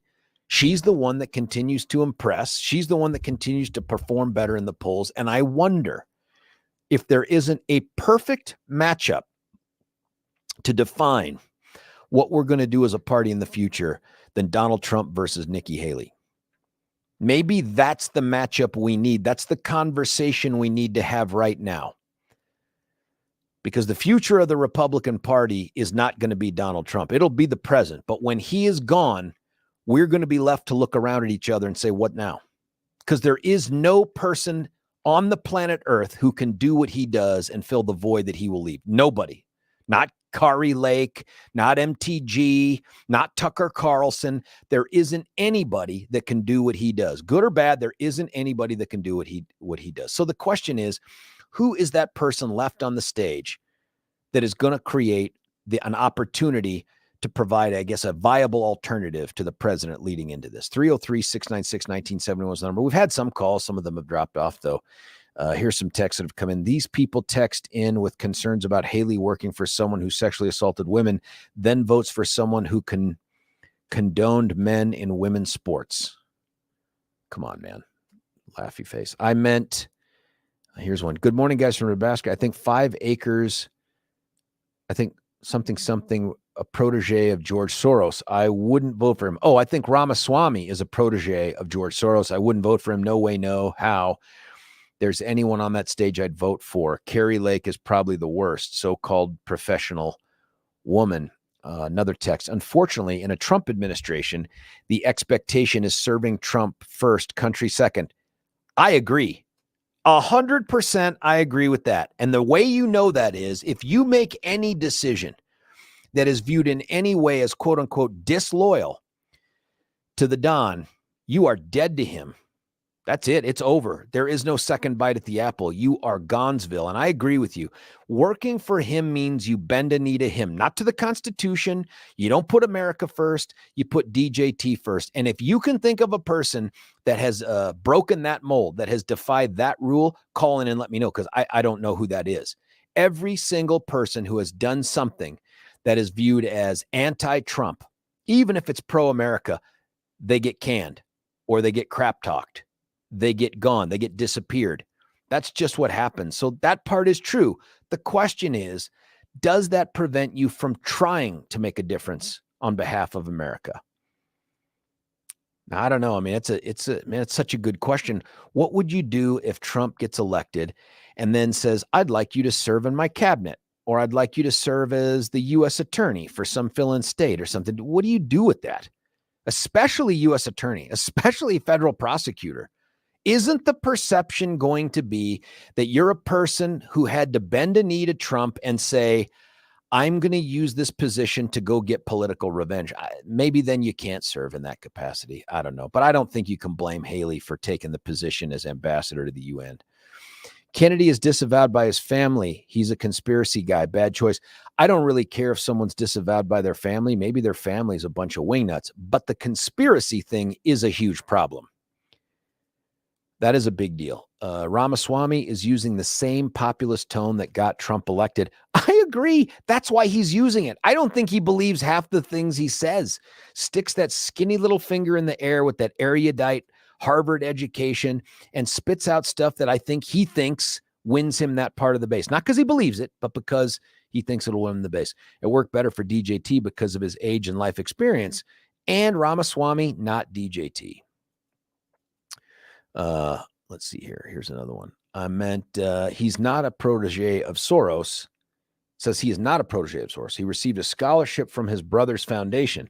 I hate that people don't do their research and believe everything they read on the internet. Yeah, I don't know about the Soros connection. I'm not a big conspiracy theory guy because, as you heard with our last caller, being a conspiracy theory guy means the absence of evidence is evidence. That's just not my brain. I'd like the scholarship thing. I would like to dive into a little bit, because there are some questions there, some things that I have about the scholarship. Because at the time, full disclosure though, Billy's a big Vivek fan. Oh yeah, it's huge. I make the V. So there are some issues that the scholarship did come out of the Soros, the family, so the brother, not directly from George. However, the scholarship that he took, there are some questions as to whether or not Vivek actually needed the scholarship. Oh, that's the part that gets me, not where it comes from. Yeah. But the part you're about to describe. Yeah. And so based on the tax returns that Vivek has wonderfully provided for us, for an average person, he made more than enough money to afford law school tuition. He made more than what a lot of listeners are making. He made more than what I make at that point. And so his income wasn't one that screamed, help me afford law school. And that's a question that people have, because by any way, shape, or form, the money that he was making in the time in which he had to go to law school, he was up in the six-figure area. He's pulling that in. Yeah. And yet he takes a scholarship to go to law school. And I'm just saying, thought it was a scholarship too intended for like immigrant kids or something like that. That's it. But the issue being that, and again, he can take the scholarship, but the idea being, is he the one that had the largest need at that point? And based on his income, his need was not that great. And I'm sorry, but I believe that in part, when you're going to take a scholarship, it should be based in part on your need. It depends on what the scholarship's for. I understand that. Yeah, I do. But in this situation, you're telling me this is the guy who needed the scholarship money or could get the most out of the scholarship money at that time. I just disagree with that premise. I do too. That's the question I have is, and if he made that much money, why is he applying for a scholarship? Yeah, I have to question that thought process. Well, you and I are the same mind on that. That's what bothers me about the scholarship. It's not, do I think it was Soros funded? Is that some reflection on who he is? I'm not worried about that part. I'm not worried about that. I am worried about the fact that the dude had the means to take care of it. If it's a merit-based scholarship or ROTC or something like that, I don't care. Be a millionaire doesn't matter to me. But if it's immigrant kid-based, my guess is that's an acknowledgement that, hey, if you're an immigrant kid, you might likely have less access to resources than a more established family. And that's why we have a scholarship like that. That makes it seem ridiculous when Billy tells you dude's making well into the six figures when he applies for and accepts this scholarship. That's what bugs me about it. Another text, you won't have to worry about that, Brauchler. And I like it when they use my last name like that. I don't know if it's better than George, but Brauchler, your best chance was running for governor. You lost momentum when you went to AG. Couple things about that. Not that it's on the topic, but every once in a while people revisit this. Let's be clear about a couple things. One, I would not have beaten Jared Polis back in 2018. That was never going to happen. If you look at the way he spent his money, the money he spent, he is the reason that Griswold and Weiser and Young won. He is the guy that went outside the party to create his own door knocking grassroots organization. That rising tide lifted all of the Democrat votes. There was no chance I was ever going to overcome that. My belief is nobody in Colorado was going to beat Jared Polis once he became the nominee, just based on how he spent his money and the demographics for the state. But this idea that I lost momentum when I went to AG, let's also be clear about this. Outside of Donald Trump, Mitt Romney, and very close to Darrell Glenn, all who ran for federal offices, no Republican in the state has ever gotten as many votes as I've gotten as a Republican. No Republican has running for state office. So the idea that I lost momentum switching to AG, you'd be hard-pressed to find statistics that would bear that out. But nonetheless, it's a digression from the topic. Here's one. This is the person that texted about the scholarship. I agree he should have returned it. That actually would have been a nice gesture to return that. Even now, Dude's a cajillionaire. Why not say, you know what? I've been moved by the people who have brought this up. And at the time, I blah, blah, blah. But here's what I'm going to do. I'm going to go ahead and give the money back. Hell, I'm going to double it. I mean, that would just be a great acknowledgement. I'm a human being. I can be convinced by the public about certain things. Blah, blah, blah. That might be good, but he's not capable of doing that because he apparently is cut from the same cloth as the guy he's trying to emulate. I don't know. So who's going to be that person that gives Trump the biggest run for their money, even if they're going to lose? I'm starting to think it's Nikki Haley. I'm starting to think it's ambassador/governor Nikki Haley. And I love that matchup. I love that juxtaposition. I love the idea that there could be a debate at some point between Nikki Haley and Donald Trump. And I want to see how that plays. This is a guy who has been difficult for folks to attack on the debate stage with any sort of success, and he's been very good at attacking them. But he really has never had to take on someone like Nikki Haley.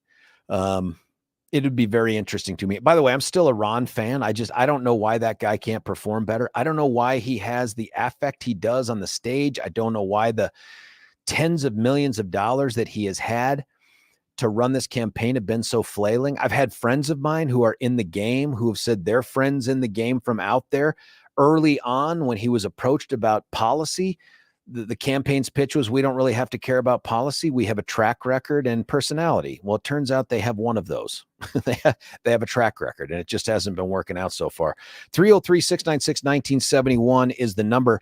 Let's cut away for a break. When we come back, I'll get to the other text, your calls. George Brauchler, 710 KNUS.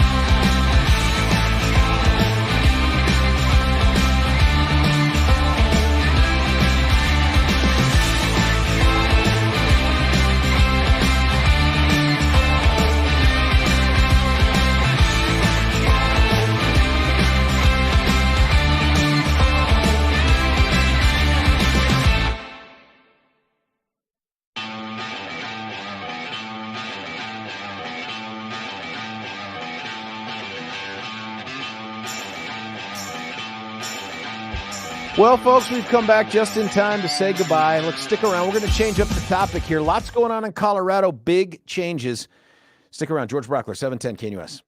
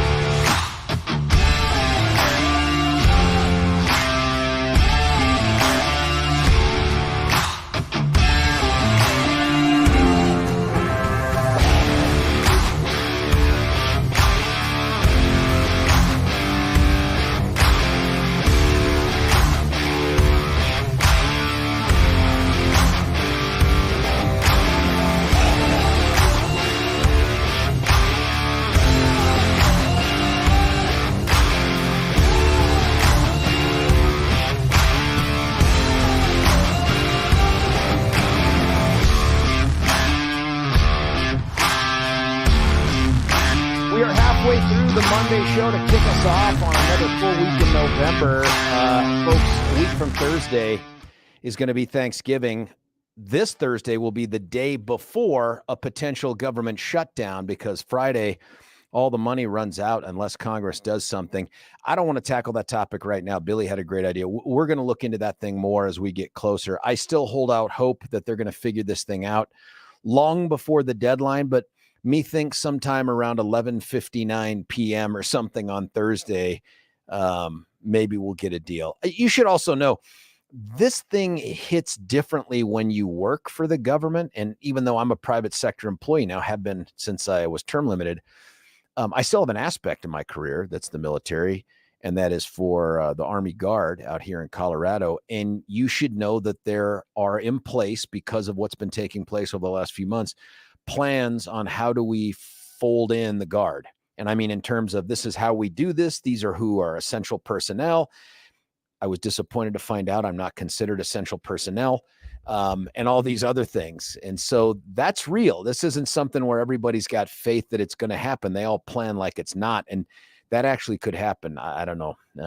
We'll let you know more. We're going to talk about this on Thursday. I've reached out to both Representative Rose Puglisi and Senator Barb Kirkmeyer to have a conversation about the special session that the governor has called in his attempts to do an end run around us and still access our Tabor refunds and then claim heroism for doing it. We'll see if we can't get, I've got a text here from Rose asking what time to come on. Billy, what should I tell her? You think anytime at this point? We could do anytime. I wanted to have a conversation with you about two cases that are going on right now in America. And one of them I've gotten text on over the past week. Since this opinion was rendered, I've gotten a bunch of texts on this from people who are saying, aha, this is proof there's going to be victory for President Trump in Colorado on the issue of the 14th Amendment, Section 3 of it, and blah, blah, blah, because of what happened in Minnesota. Now, that's a decision that was rendered on November the 8th by the Supreme Court of Minnesota. Now, I have that order in my grubby little hands here, and it is only 4 pages long. And if you consider that the last page is just, it is hereby ordered that, with a signature by the Chief Justice, Natalie Hudson, it's really only about 2.5 substantive pages. And so there were a group of folks who, not unlike what took place here in Colorado, filed a lawsuit against Steve Simon, the Minnesota Secretary of State, to keep Donald Trump off of the ballot. And sure enough, the court made an order that has been widely reported as, hey, Trump wins, he gets to stay on the ballot. It's just not that clean cut. So I've gone through the order, and I just want to let you know that the issue that they resolved was small enough that even though it was a victory, for sure, it was a victory for Trump, it is not a victory in the war. It is a small battle that has taken place. So here's what the court did. It says, what we have to determine first is address a threshold and potentially dispositive legal issue of justiciability. That's, can they figure this thing out? Do they have the authority to do this? And legal construction of Section 3 of the 14th Amendment. They start going through that. They then say, here's what we've concluded. We've concluded that the people that are filing this lawsuit, the petitioners, they do have standing, and that their claims are ripe as to whether Trump can be excluded from the presidential nomination primary. But they reach a different conclusion about whether or not he can be precluded from the general election ballot. Now, do you see that distinction? What they've said is this order has nothing to do with whether or not he can appear on the ballot for president of the United States in the general election. It's not about that. They don't resolve that. They're only talking about, is it appropriate for them to keep him off the ballot at the time of the Republican primary? So they say, yep, these folks have standing to do it, and their claims are ripe. When you hear the term ripe, it means, is it something that needs to be addressed right now? It can't be perspective. Courts are not in the business in almost every circumstance of giving advisory opinions. There are some, but that's what they try to avoid. They don't want to give an advisory opinion. They want someone to take an action and someone to file a claim against that person. So they said, we do think that there's standing and ripeness when it comes to the primary. So this is not the war. The war is, can you keep him off the ballot for the general election? They don't get to it. Now, what happens here is the Supreme Court takes a look at legislation that was enacted that allows the presidential primary process to allow major political parties to select the delegates to the national convention.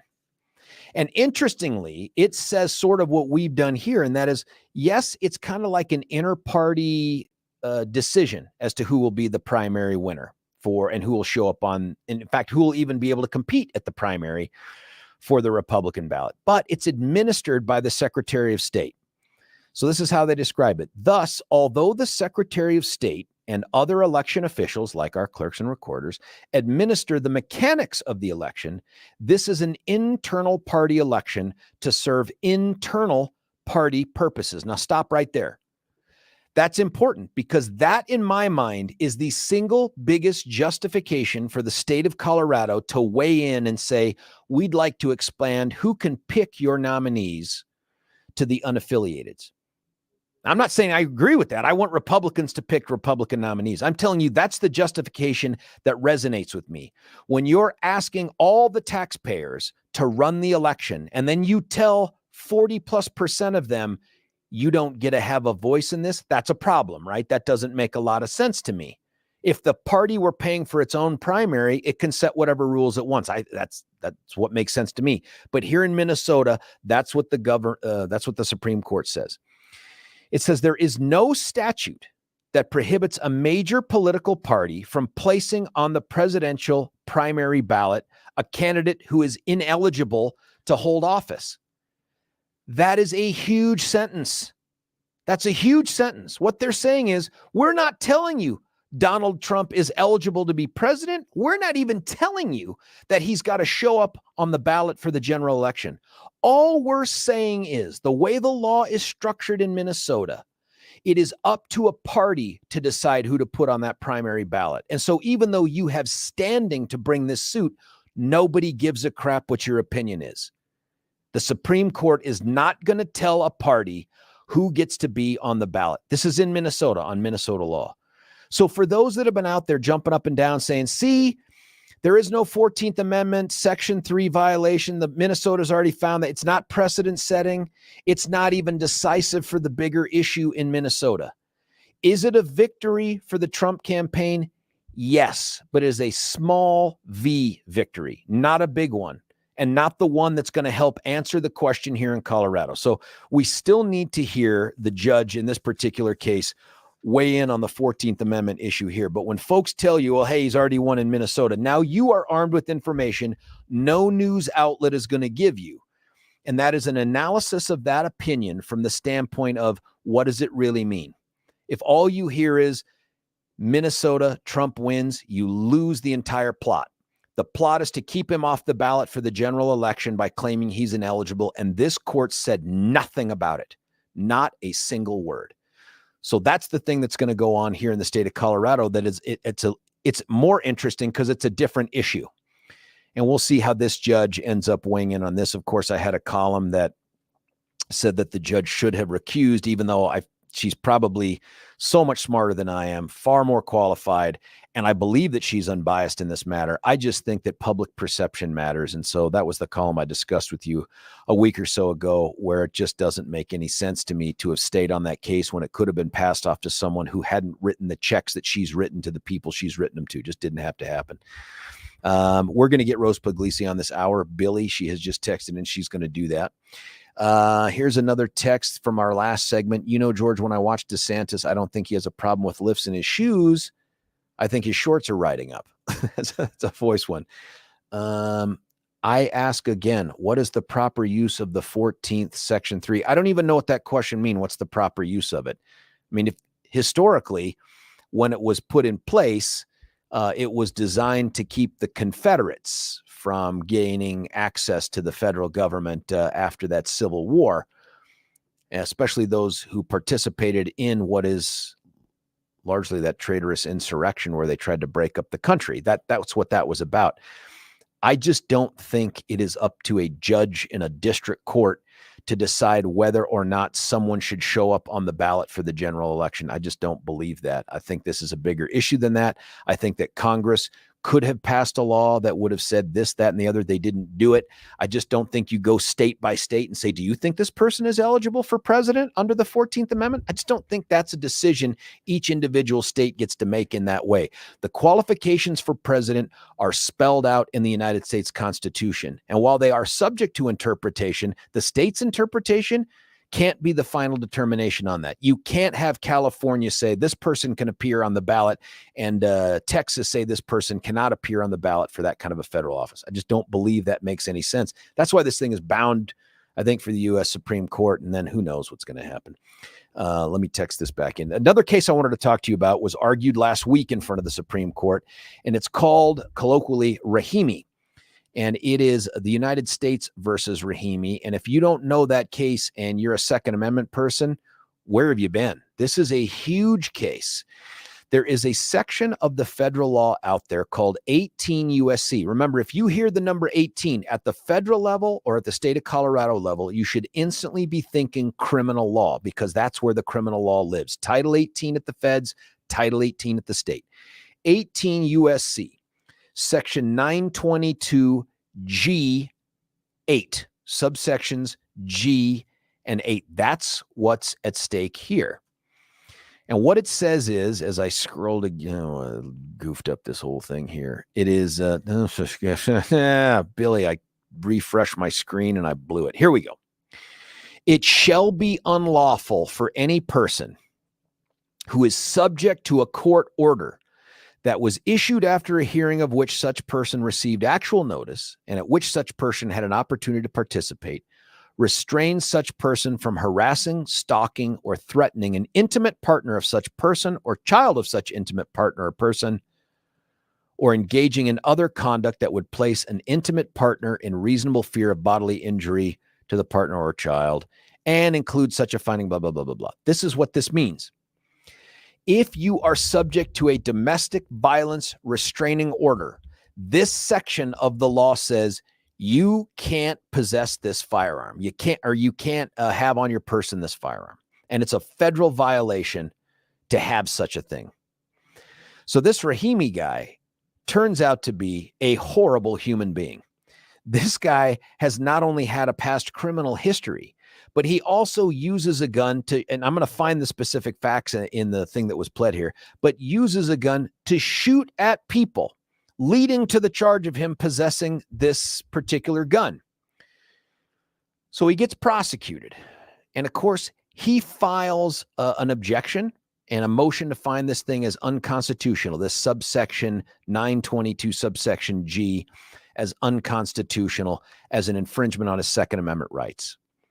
The Fifth Circuit for the Court of Appeals, which is our modern era ninth. Okay, and when I say that, the Ninth Circuit Court of Appeals pre-Trump used to be the most gong show, crazy, appealed circuit in America. And there's 11 circuits in it. And it got appealed more than any other. And guess where it lives? It lives in California. So you can imagine why that would happen. It was incredibly activist. And it would get struck down a ton. Well, it isn't so much anymore. You know, the judges that Trump has put on there at the appellate level have made a difference. And it's a little calmer. Not completely sane, but calmer. The circuit that's become the most challenged, the most controversial right now is the Fifth Circuit. And so the Fifth Circuit issued an opinion that this federal law was unconstitutional because it violated Rahimi's Second Amendment rights. And it did that based upon the 2002 decision, that's just last year, in New York State Rifle and Pistol Association versus Bruin. And there is a Bruin test in there. So now, of course, the federal government, and rightfully so, appeals this up to the Supreme Court. The Supreme Court takes it, and now they have oral argument on it. I listened to the oral argument. And folks, if you don't do this, and I'm not suggesting that you have a ton of free time or a ton of interest, this is fascinating stuff. When we talk about Supreme Court cases, we usually talk about them in one or two sentences, and somehow we think we understand how they got there. We're willing to draw conclusions about, oh, this was political or this was a Trump appointee. Leave all that stuff on the shelf for right now. Go to Oyez, O-Y-E-Z, Oyez, and subscribe to the podcast. And then start to listen to some of these arguments. Not all of them are equally exciting, folks. There are some of these things that it's just, I listen to them to fall asleep. Not Rahimi. Rahimi was an important argument on the Second Amendment here. And it's interesting to me that you have a federal public defender who very likely is a Democrat and a lefty. And I'm not maligning public defenders. I'm just saying you tend to be, not 100%, tend to be from that part of the ideological spectrum, someone who would want more gun control. It's just interesting to have them representing Rahimi in front of the Supreme Court, arguing why it's a violation and his guy shouldn't be prosecuted for having guns, even though he is a clear danger to those around him when he's armed. So they have this argument. You've got 9 justices up there. It's a 6-3 presumed conservative majority. You have 3 of the libs. You have Elena Kagan, who, for my money, may be one of the smartest people on that court and asks good questions, really good questions. You have Sotomayor. Nothing I can say there's going to sound like a compliment because I have no compliments. But then you have Ketanji Brown Jackson. Here's what I figured out. Even though you remember, Ketanji Brown Jackson was Biden's pick when he narrowed the field to just black women. I'm only going to appoint a black woman. And so instantly, in my opinion, that makes it tougher on her to stand out in a positive way because everybody's like, you're the affirmative action hire in essence. I got to tell you, and this argument helps highlight this, pretty smart, pretty damn smart. The questions that she asks, and we'll get to that in a moment, are very, very interesting because she is taking the conservative argument, this originalist argument of what is the history and tradition leading to a law, and she is turning it on its head to use it against the idea that there should be restraining orders for domestic violence perpetrators that prevent them from possessing firearms. It is fascinating to hear her question the Solicitor General of the United States on behalf of the Biden administration arguing this thing. We'll talk about some of the details here when we come back, but this argument, you should listen to it. I think it's like 90 minutes long. You don't have to listen to all 90 minutes, by the way. Listen to the Solicitor General who leads on this, who goes first. Listen to the Solicitor General's questions, and then listen to the response by the public defender guy who does okay. You can just tell, man, it's just a completely different level of intellectual wattage going on there. And some of the questions from the justices highlight the fact that they're not sure this dude's really tracking. I mean, I can't tell you how many times they ask questions like, well, wait a minute. Are you abandoning the argument of this? Or are you taking up the like they're not sure what he's arguing. Doesn't matter. Fascinating conversation. We will talk about that when we come back. But here's the broader question. Do you think somebody accused of an act of domestic violence where there has been a hearing, where there has been a finding by the court, and this hearing has to take, this isn't like a red flag law. This is a hearing that has to take place with that person having been given notice to appear. And there's a finding that they present a risk of bodily injury to this other person if they remained armed. Do you support the idea that those accused of domestic violence charges where these hearings have been held should not be allowed to possess firearms? 303-696-1971 is our number. We're going to come back just after a quick break here. I got to tell you about real estate because there's another topic Billy and I are going to cover later today, depending upon how this one goes and the other calls that we have.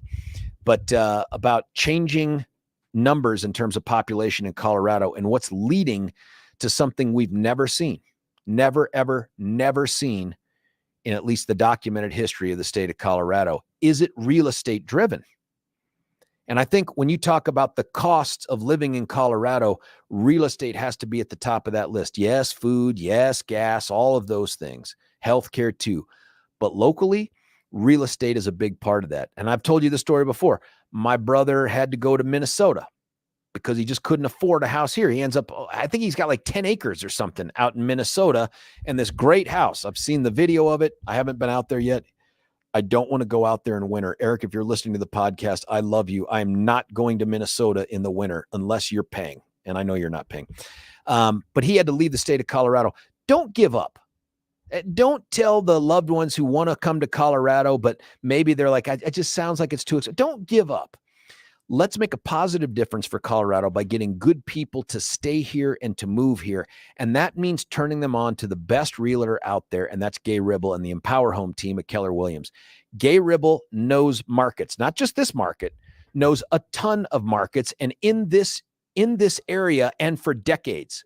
That's why they sell more than others. They sell faster than others, and they sell for more money than others. That's documented. That's not just me. That's not just not a pitch. That's statistics. You can sell your home with certainty with Gay. That's why the website's called sellwithcertaintycolorado.com. Sellwithcertaintycolorado.com. They'll agree to sell your house at a certain price, and if they don't get it done, they make up the difference in cash. That's confidence. That's also worthy of your trust. Give them a call at 833-301-SOLD, 833-301-SOLD, or go to gayhasthebuyers.com as well. That's gay, G-A-Y-E, hasthebuyers.com. When we come back, your text, more of this analysis of this pretty pivotal case, United States versus Rahimi, United States Supreme Court. Should domestic violence abusers be entitled to have firearms after a restraining order has been put on them? George Brauchler, 710 KNUS.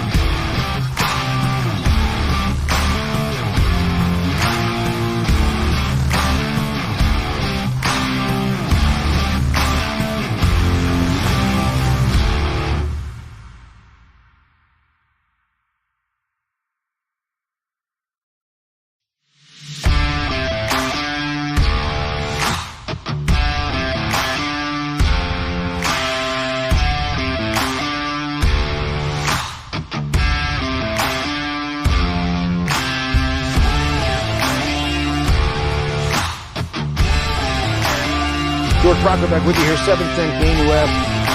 Having a conversation with you about some Supreme Court activity on the Second Amendment. Huge case with potential huge ramifications. United States versus Rahimi on the heels of New York State Rifle and Pistol Association versus Bruen last year. That opinion came out a little more than a year ago, June of 2022. And the holding in that, and I'm just going to read it to you from the synopsis so you can get where this case came from. New York's proper cause requirement for obtaining an unrestricted license to carry a concealed firearm violates the 14th Amendment in that it prevents law-abiding citizens with ordinary self-defense needs from exercising their Second Amendment right to keep and bear arms. Enter Mr. Rahimi, who is a criminal and perhaps a career criminal, a domestic abuser, and a guy that likely should have never had a gun anyway, just out of an abundance of caution. But there was a hearing that imposed upon him a restraining order based on the risks that he posed to his loved one. Of course, it's always a loved one. And so he had the hearing, ruled against him. And so now he qualifies for criminal liability under this 922G subsection 8, which says you can't possess a firearm if you're subject to one of these kinds of restraining orders. Fifth Circuit says, nope, based on Bruen, that's the New York State case, based on Bruen, that's a violation of the Second Amendment through the 14th, by the way. Actually, no, not even through the 14th, straight up Second Amendment violation. And now it gets to the Supreme Court and they have argument on it. I've sort of described to you, I've set the stage for what's going on here. The questions are fascinating. And I'll get to Bill in just a moment and others who are calling in. Billy just stepped away at 303-696-1971.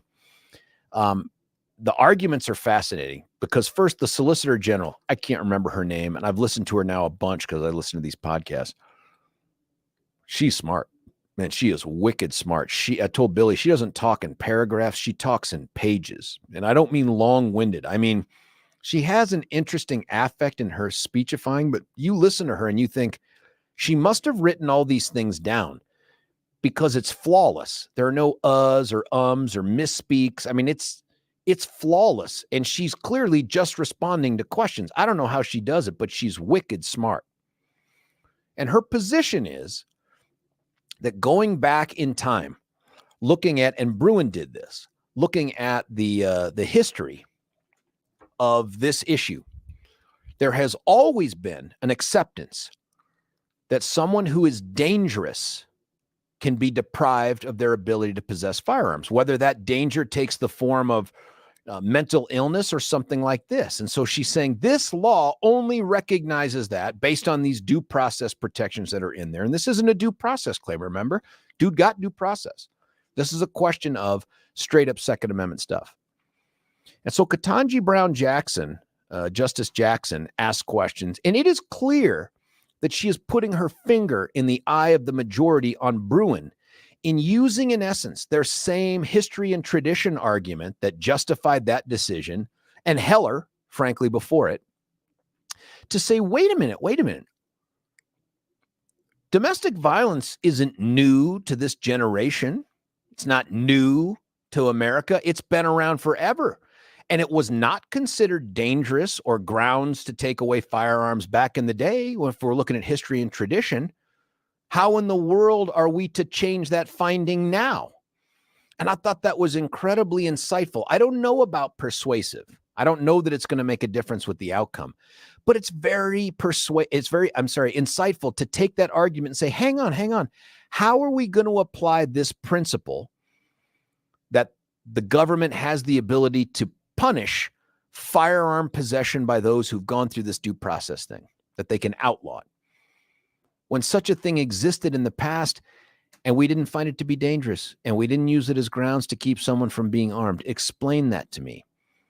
Very interesting. The Solicitor General has an answer, but I want to go to the phone lines right now and see if Bill does. Bill from Parker, you're on 710. What do you think? Hi, George. Hey, sir. Yeah, you say this guy Rahimi, you say, is a criminal. I was reading some of his past. Just to summarize here, he was smacking his girlfriend and he shot at a bystander who witnessed it. Right. He threatened to shoot his girlfriend if she told anybody. He fired an AR into the house of somebody who said something nasty about him on social media. He got into an accident, shot at the other driver. a truck flashed its lights at him on the highway. He chased the truck down and shot at the car that was behind the truck. He was with his friend at Whataburger. His friend's credit card was declined, and he fired 2 shots into the air. Yeah. Okay, so that's who we're talking about. Yeah, this is a dude who I'm waiting for someone from RMGO to call in and say, no, that guy should have guns. I mean, this is the definition of shouldn't have guns. It's amazing to me that this is even being discussed. That's how far we've degraded in this whole issue of gun access. If he's supposed to have gun, I'm the well-regulated militia guy. You may recall. Oh, of course, yeah. Yeah, and to me, okay, you're in the Army. Doesn't the Army cycle people out all the time who become unstable and they don't want them around heavy firepower? Doesn't that happen all the time? I wouldn't say all the time, but it does happen when someone is some guys that have served and they're suffering from certain levels of PTSD and whatnot. It is true that they get processed out. Right. Because they could be a danger to themselves and others, and they're not going to fit in well. They're not going to fit into a well-regulated militia because they got these issues. And to me, this is a classic case right here. I can't believe this is even up for discussion. I'm not sure this is a well-regulated militia argument, Bill, because listening to the Solicitor General, and you have a passion for this topic. I'm telling you, go listen to this argument. It's enlightening. But the Solicitor General isn't making that argument. What she is saying is, and it makes some sense, is that, listen, we've always as a country said that there are certain things that would be disqualifiers for unlimited access to firearms. One of them is if you're a dangerous person, right? If you're a dangerous person, that's separate from the well-regulated militia part. She doesn't even take that on. Yeah. And she's saying this dude is clearly dangerous. And in fact, bad facts make for bad law.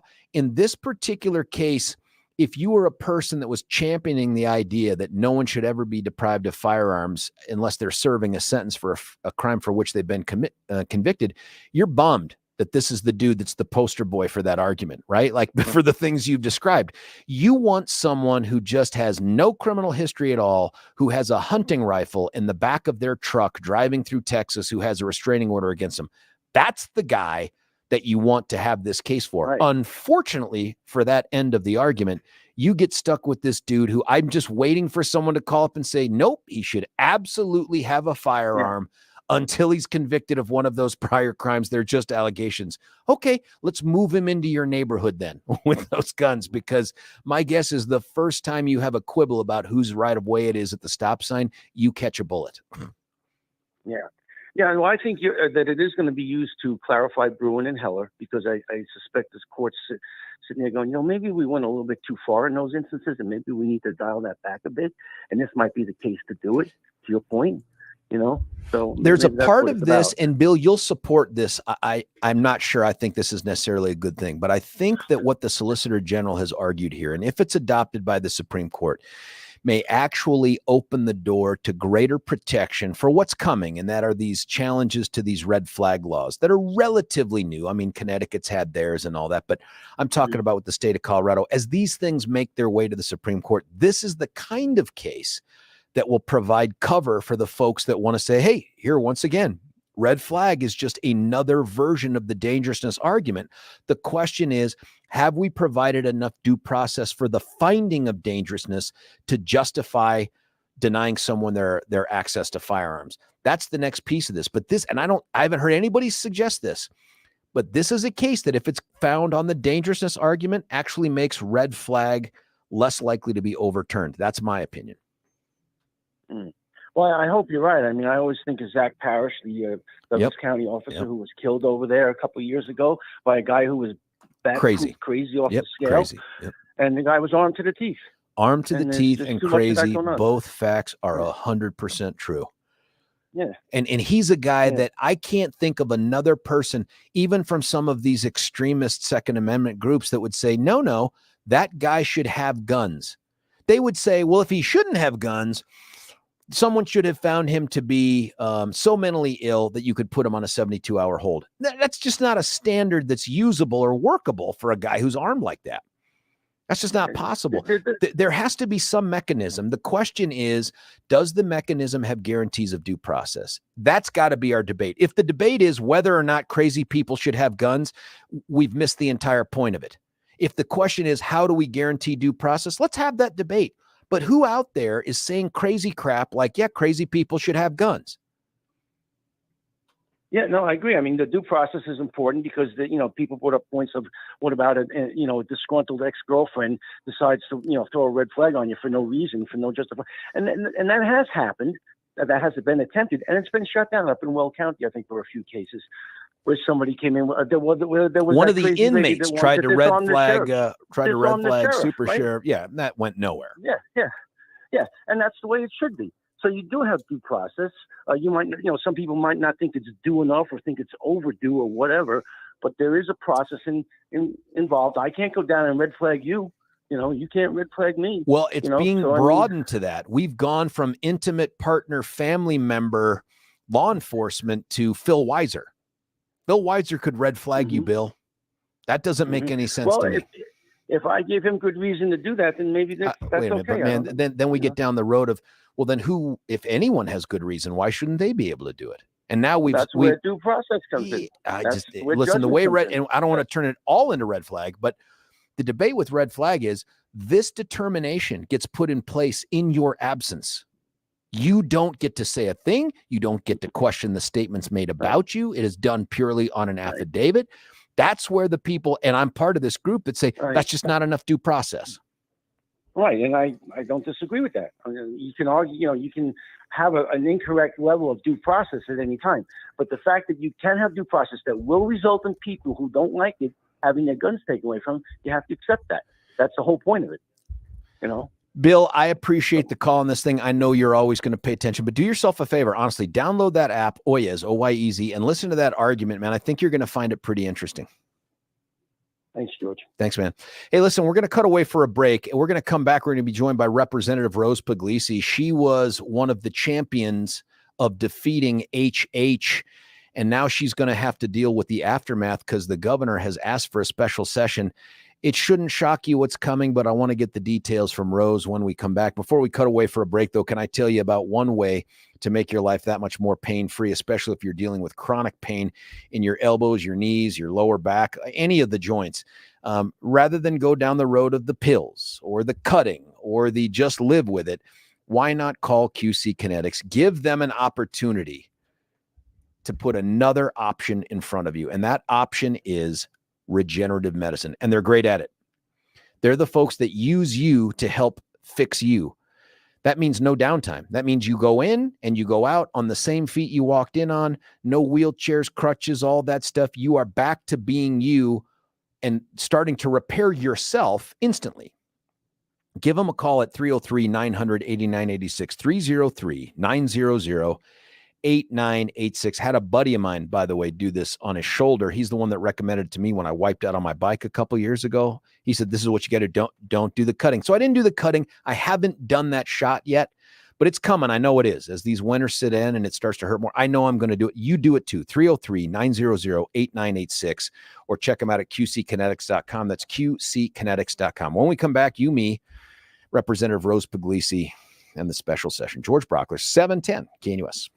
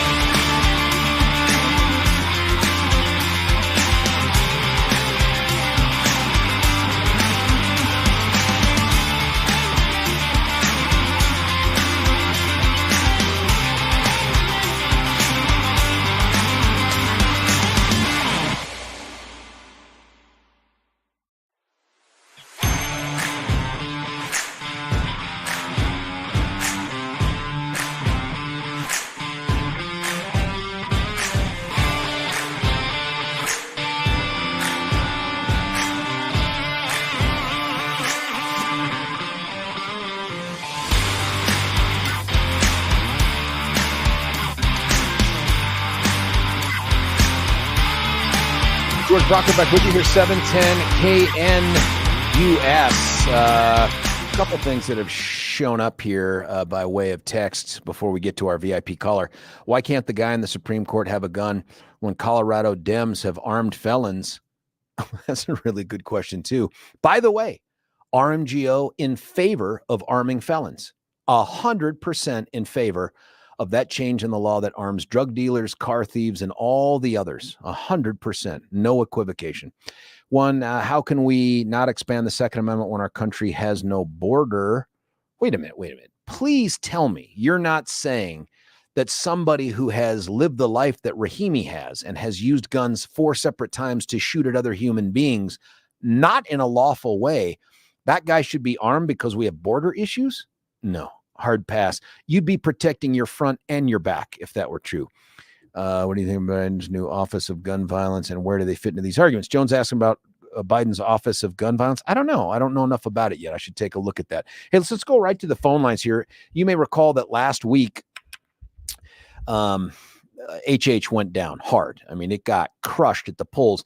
There's a couple good reasons for that. One of them is on the line with us right now. She was co-chair of the HH is a Lie. I'm sure that's not the name of it, but that's what it was. Representative Rose Puglisi. Rose, thanks for joining us. Well, thanks for the invitation, George. Always great to be here. First off, have you sobered up from the victory last Tuesday? You know, we didn't really have a lot of time to digest the victory because there's a group of us that are working on what the special session is going to look like and how we bring real tax relief, clean property tax relief to our people. So tell me what's happening now in terms of, by the way, there's a special session that Polis has called for. You and Senator Barbara Kirkmeyer and Michael Fields and others have been saying this for a long time. We woulda, coulda, shoulda addressed this damn thing back in the session at the front half of the year, but the Dems wanted to create this kind of a frenetic, crazy, chaotic moment where they thought voters would be duped into giving up their Tabor refunds forever. And now that you guys have proven that Coloradans are smarter than this ballot language, you're getting a special session. Tell us about it and what's to be concerned about.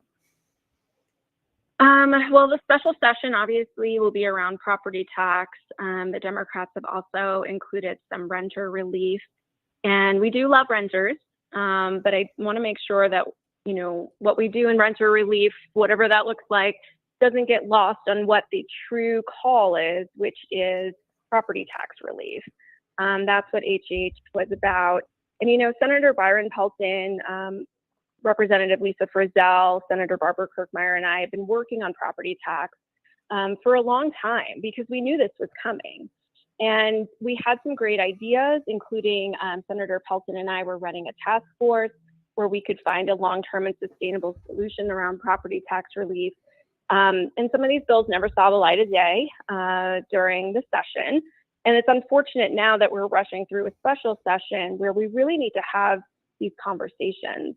And, you know, as you know, there's only a handful of people at the Capitol that actually understand how property tax works, and an even smaller amount that's actually had to allocate a budget based on property tax.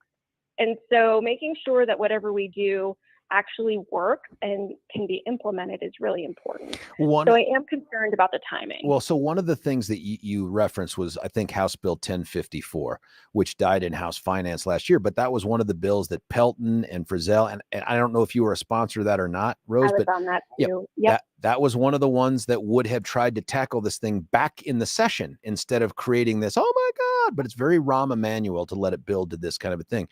Now, in Governor Polis's call for a special session, hasn't he made, and I'm looking for the text of the language right now, hasn't he changed it, though, to direct the legislature not only to try to tackle the assessed value thing, but to access Tabor refunds to pay for it? I'd have to pull the call up as well. I know he did make an amendment to the call, and the way we read it was, you know, there was some talk about the Democrats bringing flat Tabor refunds during the special session. We read it as that would be a limitation to not allow that to happen. Of course, we have to see what special session looks like. We haven't seen the Democrat bills yet, but we want to make sure that we are really watching. I mean, the people have spoken. and spoken resoundingly that they do not want the government to use their TABOR refunds. The Republicans are all unified, both chambers, to make sure that doesn't happen on our watch. We'll see what the Democrats bring forward. So this is the language of the amendment that I'm looking at right here that looks like it got signed 10th day of November, so Friday. It says, on November the 9th, I issued executive order, blah, blah, blah, to convene the 74th General Assembly of the state to summon the members of the 74th General Assembly to meet, blah, blah, blah. In the interest of providing clarity for the General Assembly on the specific subjects and duration for consideration, this executive order amends the fiscal year provisions for the Taxpayer Bill of Rights refund mechanisms and rental assistance programs to be considered in special session. Now, I'm the layperson. I'm not a legislator. And I know you probably want to look at all the languages in there anyway.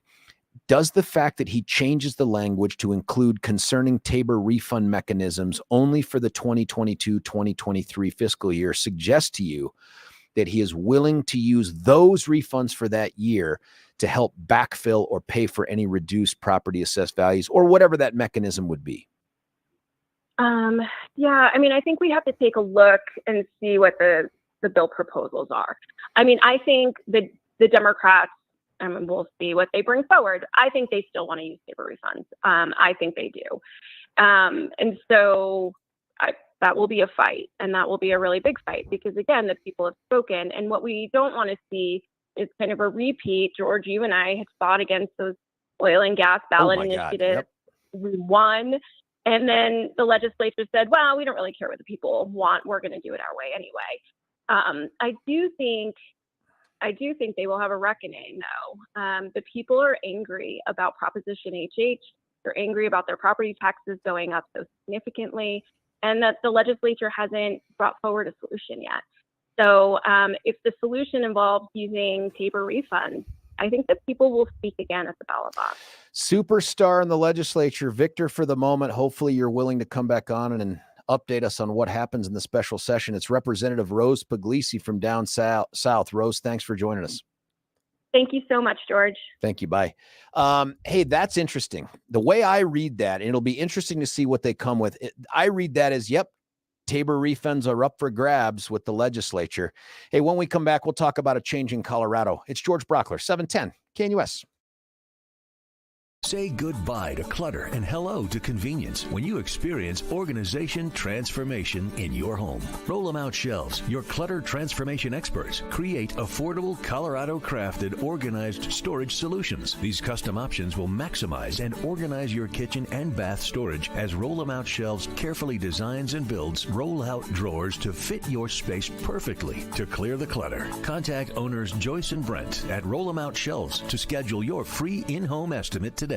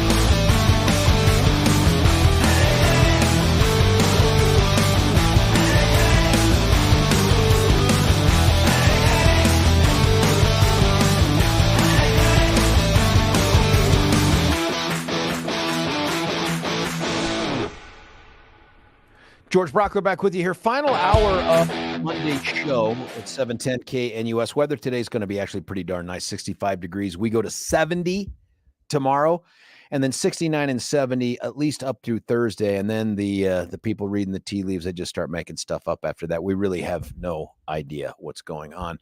Listen, we were talking about this case, U.S. versus Rahimi, and sort of how Ketanji Brown Jackson, Biden's appointment to the Supreme Court, I thought it was very interesting how she approached the questions on this, trying to turn on its head the test in Bruin, which is the case that, if you'll recall this, that struck down New York's you have to have good cause to possess a firearm law or to get a license for one. And she said, if we're going to cling to this originalist idea of history and tradition, how in the world can you say that today an act of domestic violence, an alleged act, the guy hasn't even been convicted, an alleged act of domestic violence that has generated, at least through some due process or restraining order, is sufficient to deprive this person of their ability to exercise their Second Amendment rights? I thought that was fascinating. I don't want to go down that road entirely, but there was a good text here.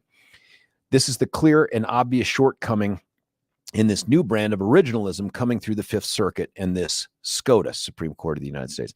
It necessarily requires adopting a lens from a time when women, poor people, and racial minorities were not legal people the same way landowning white men were. Originalist constitutional interpretation can't be separated from this worldview. I don't think it's that black and white, but you are highlighting, I think, what Ketanji Brown Jackson is saying. And so the Solicitor General's response to that was the principle survives. The principle of depriving dangerous people of firearms survives the tradition and history approach. But our modern definition of dangerousness can be more flexible. That's the part that I heard from her that gave me concern. Because that's the part, and I told Bill this when he called in from Parker. I said, I think that the decision on this case, if they adopt the Solicitor General, the United States' argument on this, provides greater protection for red flag in almost any aspect of it, except for perhaps the due process necessary to trigger that dangerousness finding. Because that's what red flag's about, right? Depriving dangerous people of firearms. I think this provides an opportunity, depending upon how the majority opinion is written. Now, I talked to Billy off the air, and I said, my best guess, this decision comes down 8-1 in favor of upholding the federal law. 8-1. That includes the Gorsuches, and this is based off of just the questioning I heard. The Gorsuches, the Thomases, the Alitos, Kavanaughs, Chief Justice CJ, Kagan, and Sotomayor. I don't think anybody, given the facts for this guy, want to strike down this federal law.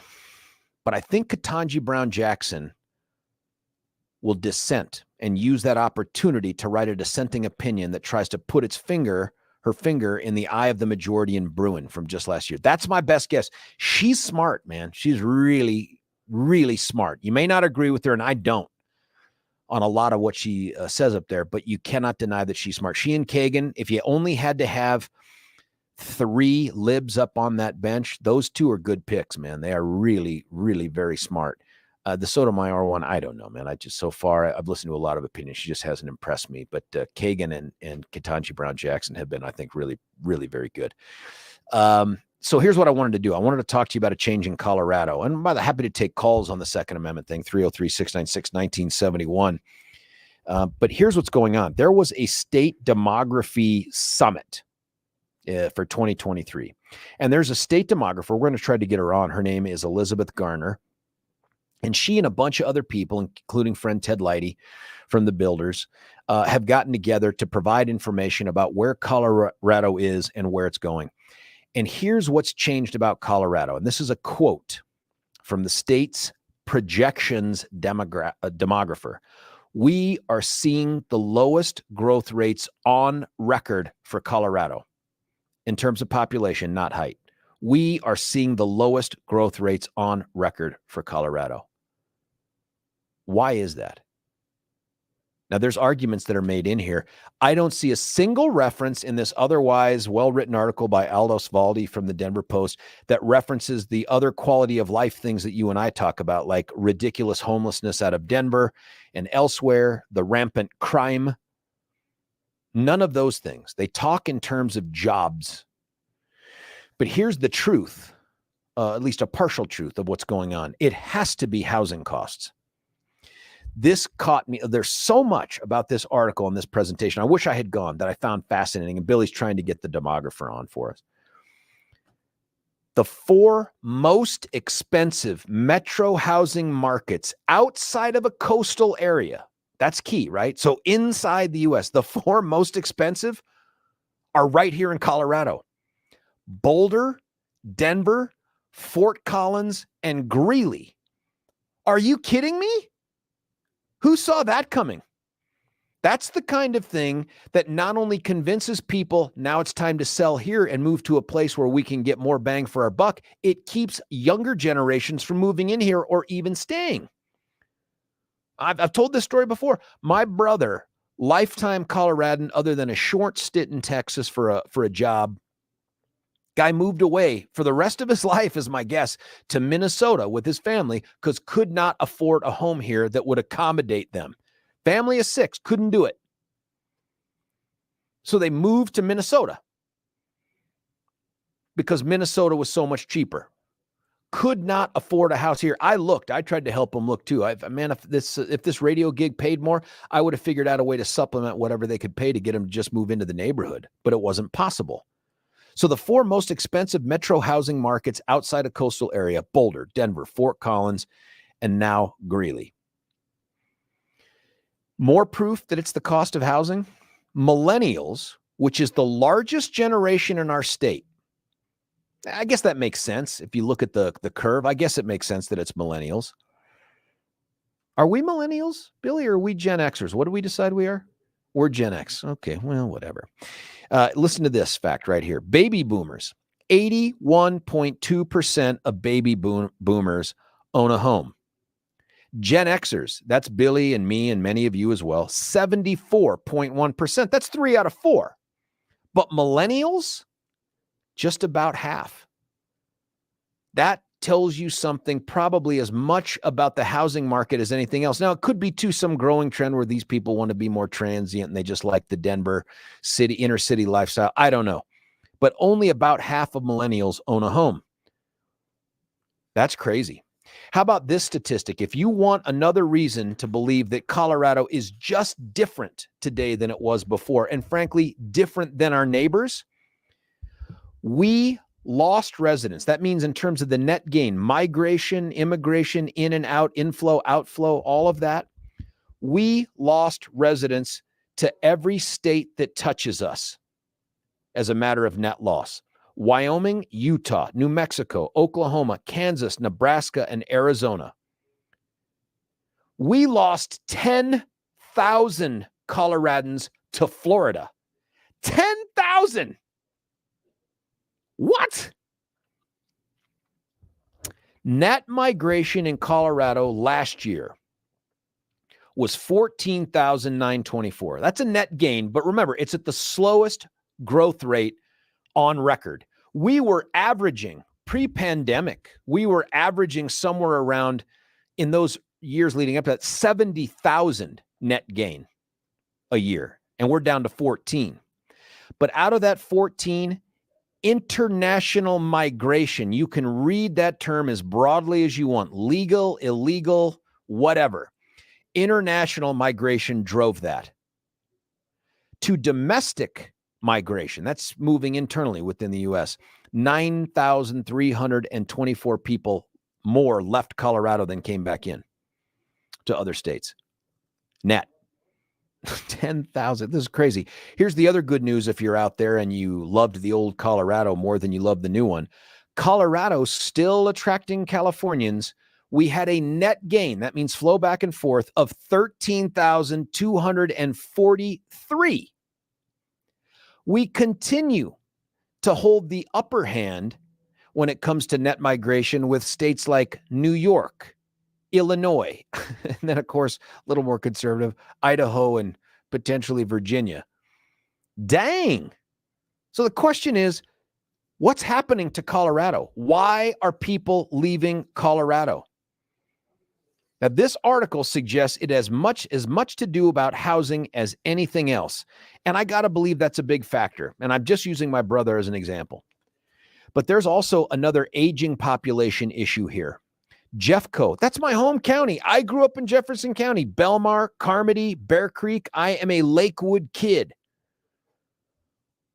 Jefferson County, since 2020, has lost 7,000 people. That means it's not only not growing, it's shrinking.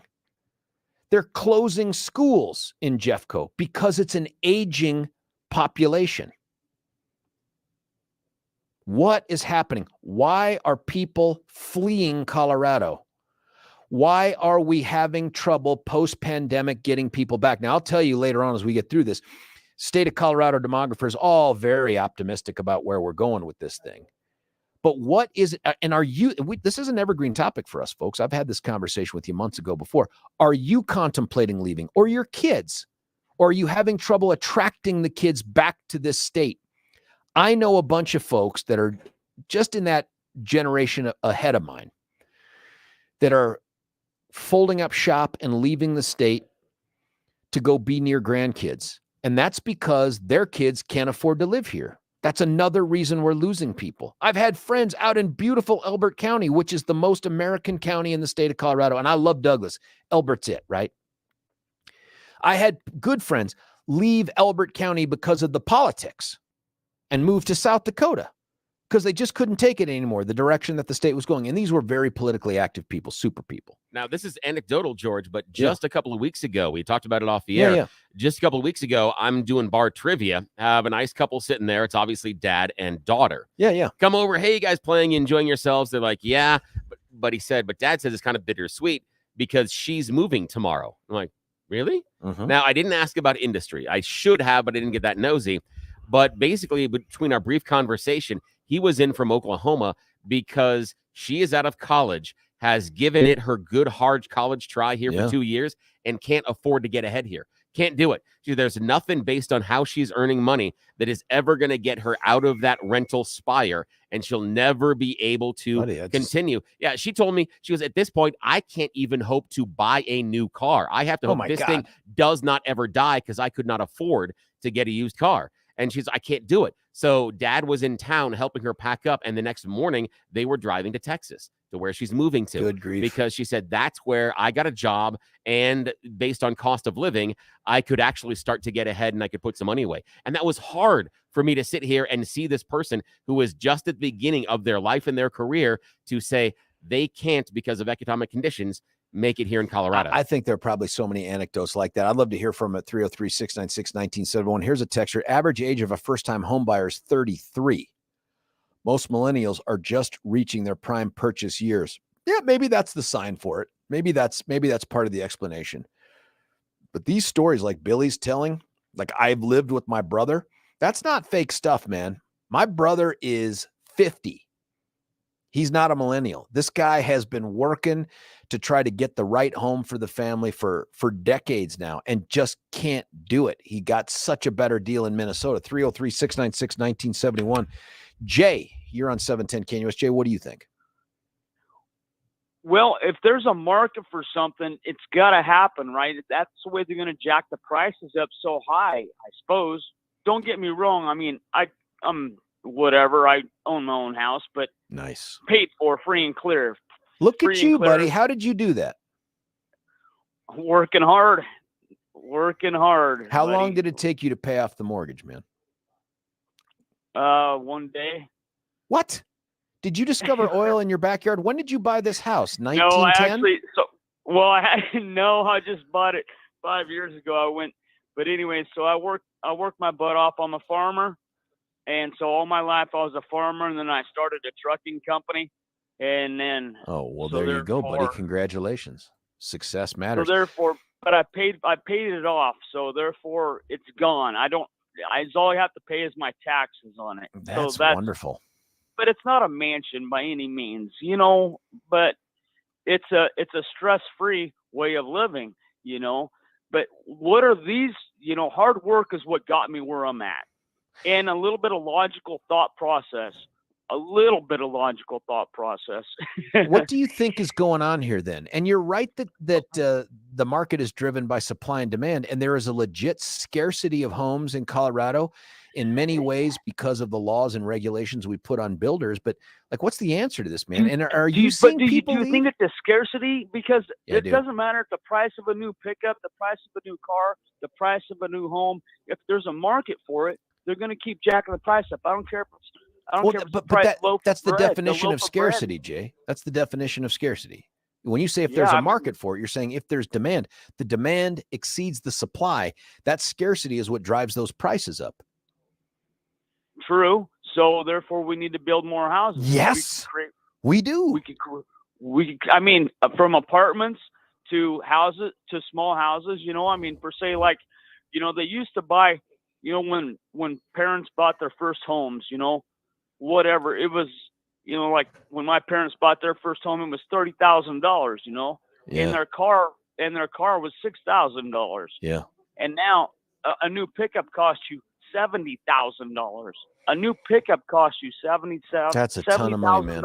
I couldn't afford that right now. I couldn't do. But of course, I don't have a need for a truck the way you do.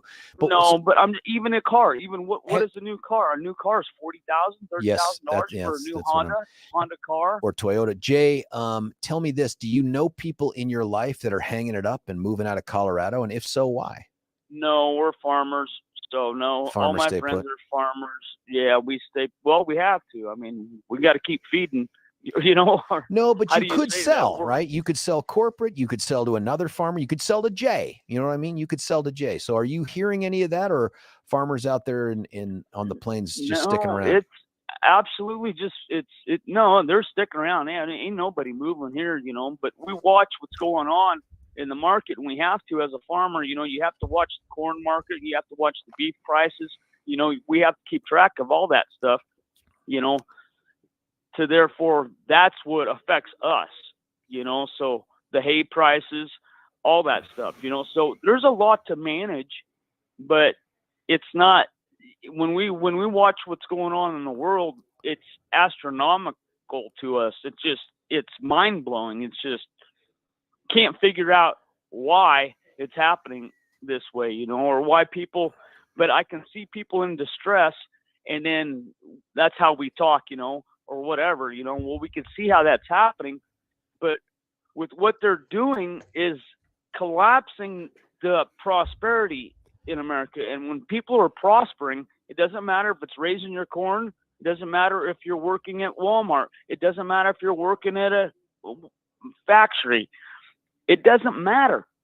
If people aren't prospering, they'll get depressed, and then they go do other illegal things, you know, like robbery. What's the definition of prosper? Prosperity is the definition of prosperity is gaining what you want, whether it be the corn you raise, the hay you raise, the business that you want to start. You want to start a new business, you want to start a restaurant, go ahead and do that. And we're killing the prosperity, but a lot of it is because of regulations. Now, when you take all the regulations off of somebody starting, per se, a restaurant, well, they're fighting all these regulations. Don't get me wrong. Things need to be regulated to a certain point, but it's like the regulators are the ones that are corrupt. The people that are trying to tell you how you should run your restaurant. Corrupt how? Corrupt. So therefore, you're holding the little person down. You're holding the entrepreneur down. The person that wants to work hard, an entrepreneur, they're holding them down, and that is not what America is founded on. Jay, I get what you're saying. I disagree that the right word there is corrupt, because that's not. I don't. Okay. Corrupt, I think, flows from intention and plan. I don't think that's it. It could be a level of economic incompetence that they don't understand how the free market works, and all of these things work contrary to those principles. And I think at some point, Jay, we're going to have a conversation about, and here's a text, the influx of cheap labor keeps wages stagnant while the price of everything continues to rise. We're going to have a conversation about, should we be regulating employment more, because the cheap labor has an impact too on wages. And you're talking about prospering. I don't know, man. It keeps the wages low when we do that. Hey, Jay, last question for you from a texter. Ask him what he pays his workers and how he pays them.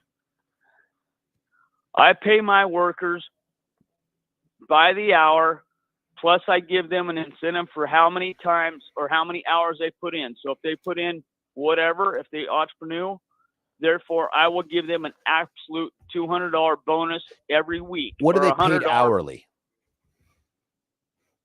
$20 an hour. Okay, that's healthy.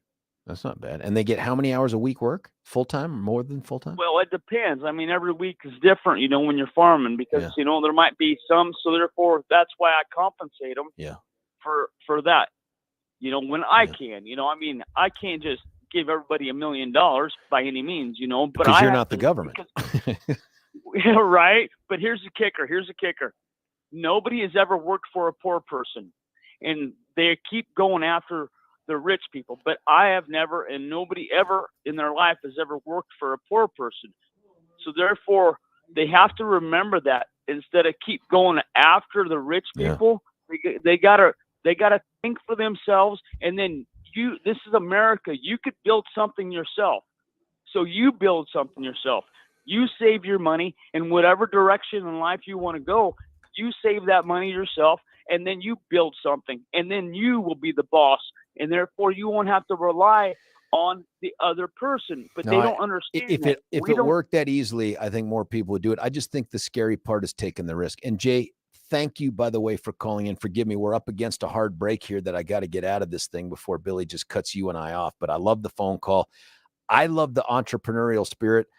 I don't know if the right word is entrepreneur or preneur, but I'm going to now adopt that. And I'm going to ask people to entrepreneur.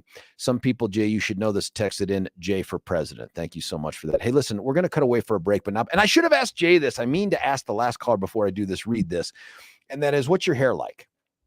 Especially if you're a dude, right? Like the hair loss thing matters. It's one of the things that highlights, I think, age. It impacts our own view of whether or not we're attractive to another person. And there just isn't enough car, house, for that matter, or success, like Jay was talking about, to make up for that thinning or balding hair in the way that it makes you feel. Now, I know super confident dudes know themselves, know their place in the world, who don't really care about this. That's the hair they got. But that's the minority. Most guys are looking for an opportunity to get it back because it makes them feel more confident, makes them feel like they're more attractive, and frankly, probably are more attractive to women. So here's the deal. You have an opportunity to use your own natural hair to grow that stuff back. And this is what the advanced hair folks. So first, go to advancedhair.com. That's always the first best place to start. Do a little research. Here's some of the success stories. Read about them. Check out some of the pictures, the before and after. But here's the deal, man. Advanced hair restoration uses you to make your hair grow. And so here's the deal. You call them right now at 720-459-HAIR, 720-459-HAIR. You sign up for this thing if you are eligible. And I wish I could tell you every single person under every single circumstance is going to benefit from this. Not majority will. And you got to find out if you're that person. You do that, you qualify to get $250 off and 250 free hair grafts. That's a huge deal. And it starts growing the very next day. You will start to see a difference the very next day. I know dudes that have gone down this road and it's like, man, that's impressive. I mean, I kind of want to pull on it. Like, is that, and it's them. It's their regular hair like anything else. Check out Advanced Hair Restoration at advancedhair.com and call them at 720-459-HAIR and then shoot us a before and after picture. We'll talk about it here on the air if you let us. Stick around. We're going to come back. We're going to get to the calls. We've got full phone lines. Hank, Arnie, Jim, we'll get to you right after this. It's George Brauchler, 710 KNUS.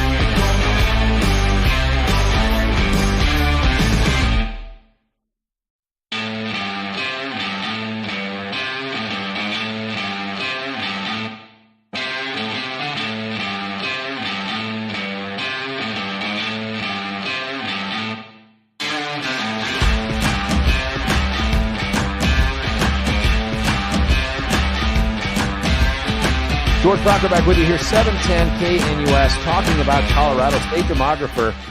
Really not an awesome report. A lot of optimism, but the numbers are just ridiculous. We're losing people to every state that touches us.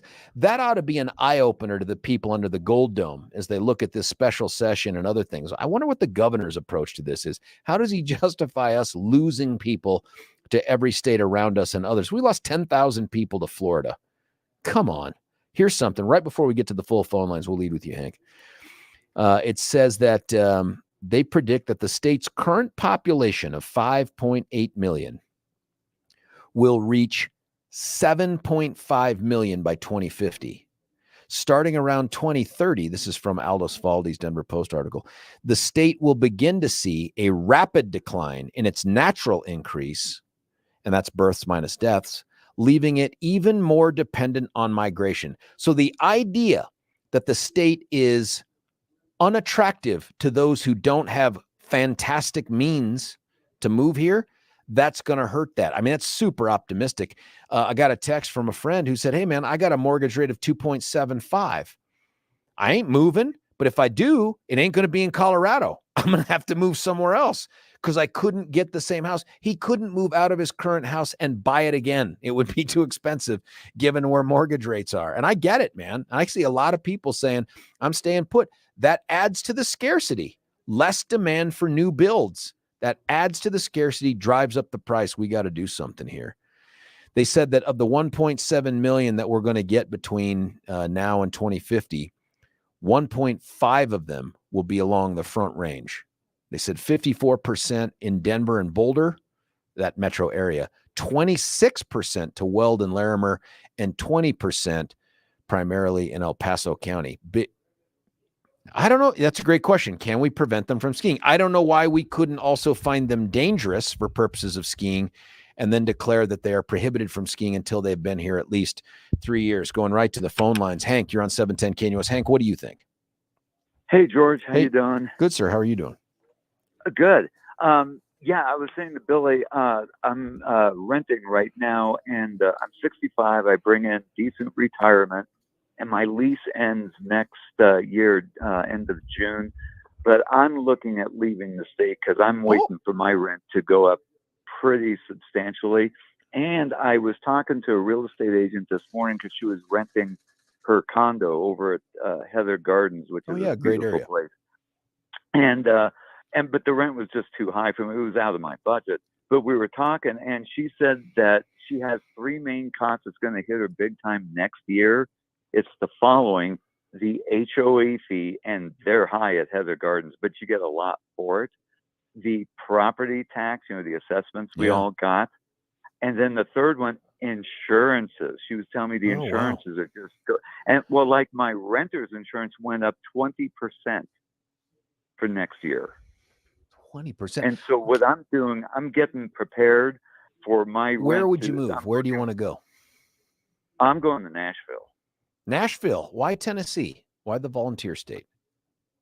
I've been in the music industry forever, even though I retired from security and high tech. But I've always been in music and a musician and songwriter and stuff. So, and I have, I know folks out there, George. I have friends out there. Hank, let me ask you this then. Why are you a renter? Have you ever been a homeowner in Colorado? And if so, why did you shift to renting? Yes, I've been a homeowner, for like decades. So what happened was in 2009, my dad fell ill, and he took care of me when I fell ill 10 years before, right? So I said, it's my turn to step up. I'm more than happy to do it. So I sold my condo, moved in with Dad, took care of Dad. He passed in 2009, and he left me the townhome, which was a really nice townhome. Yeah. 2,500 square feet. But he ended up in a balloon mortgage. And so the attorney said, your name's nowhere on the title. Just walk away. It's like, okay. But in 2009, rents were cheaper than mortgages. Sure. Than the mortgage rate, the monthly mortgage payment back then. Because I got an apartment for $700 a month. Oh, it's not bad. I know. It's like I'm riding this pony as long as possible. Well, now it's 2023 and it's time to move. Yep. Well, but real estate is still so reasonable in Nashville, even with the booming economy there and people moving in. You can still. Well, here's the deal. It's what you were saying. Are you going to buy a house out there? Well, no. I'm gonna do it in stages. I'm gonna rent first because you can still get decent rents out there in nice neighborhoods, and then pig pile more money and then buy a home like a year later. And I've been monitoring the real estate, and they still have first-time starter homes there, condos, townhomes, and I'm still finding way reasonable prices out there. And the thing is, I heard on another radio station, sorry. No, it's all right, man. I get it. Right. A lot of the developers, the builders, are leaving the state, especially those that wanted to build condos and townhomes because of the onerous laws and regs. And they're only building single-family homes. And the agent I spoke with this morning, she said, yeah, and they're only building luxury single-family homes. Oh, boy. And then once they get done with that, I'm telling you, the builders, they're just eventually all going to leave. And then real quick, I have a friend that works at the warehouse. The warehouse next to them was the big supplier for all the builders. Yeah. They left 4 months ago. They got rid of all the material and shut down the warehouse.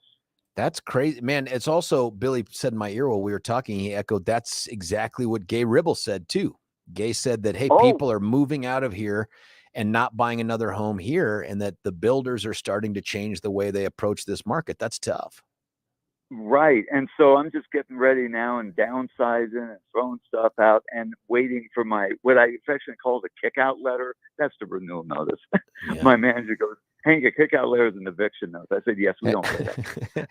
Hank, thanks for the call, man. Don't leave yet. George. Don't leave. Just please stick around as long as you can. Hank's line is open, 303-696-1971. Arnie, you're on 710. Arnie, what do you think?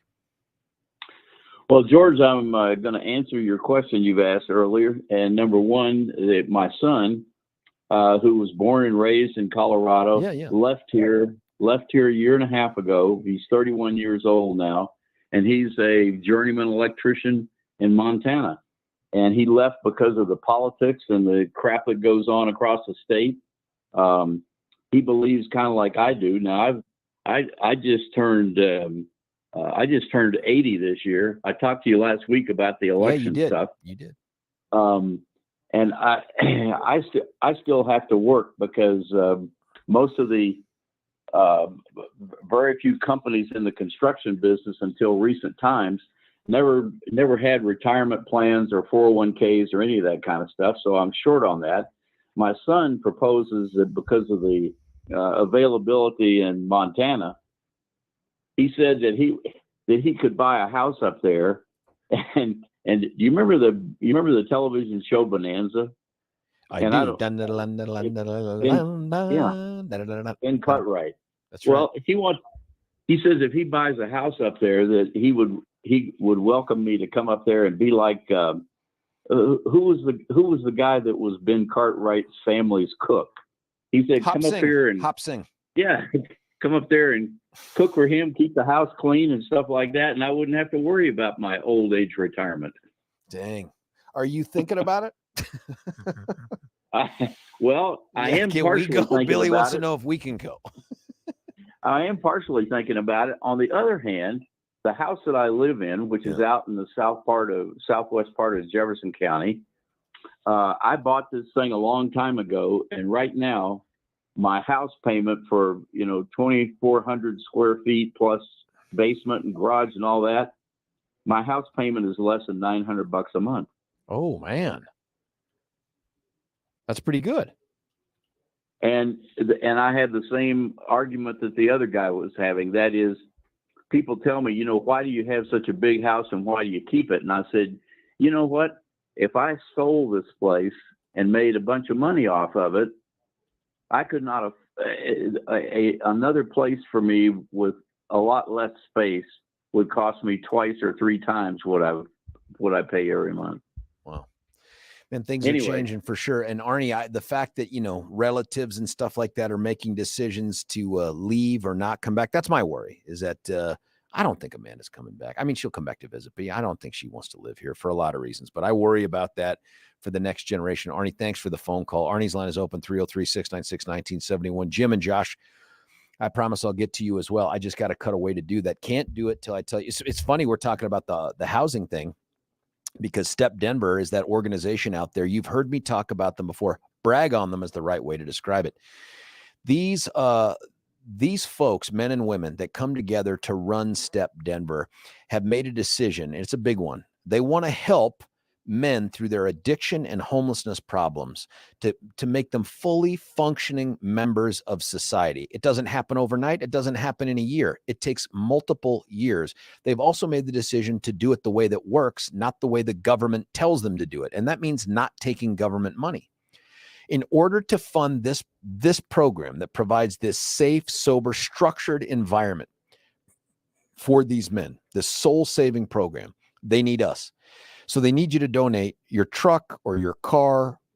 Give them a call. It's just so easy to get them involved. In fact, I'm going to prove how easy it is, because I'm going to be the one that does it as well. I've talked to Billy about this. I've got this, I think it's a 2011 Chevy Traverse. I could trade it in, pocket the money, or get it a discount off of some other car. I could sell it. I'm not going to do it. I mean, I believe in these guys enough. I want to put my car where my mouth is. So I'm going to do that. Give them a call for the hassle-free tow, 303-296-9020, 303-296-9020, or check them out at stepdenver.org, stepdenver.org. Start saving a life right now. When we come back, it'll be Jim and Josh and whoever's calling in right now. George Brauchler, 710 KNUS.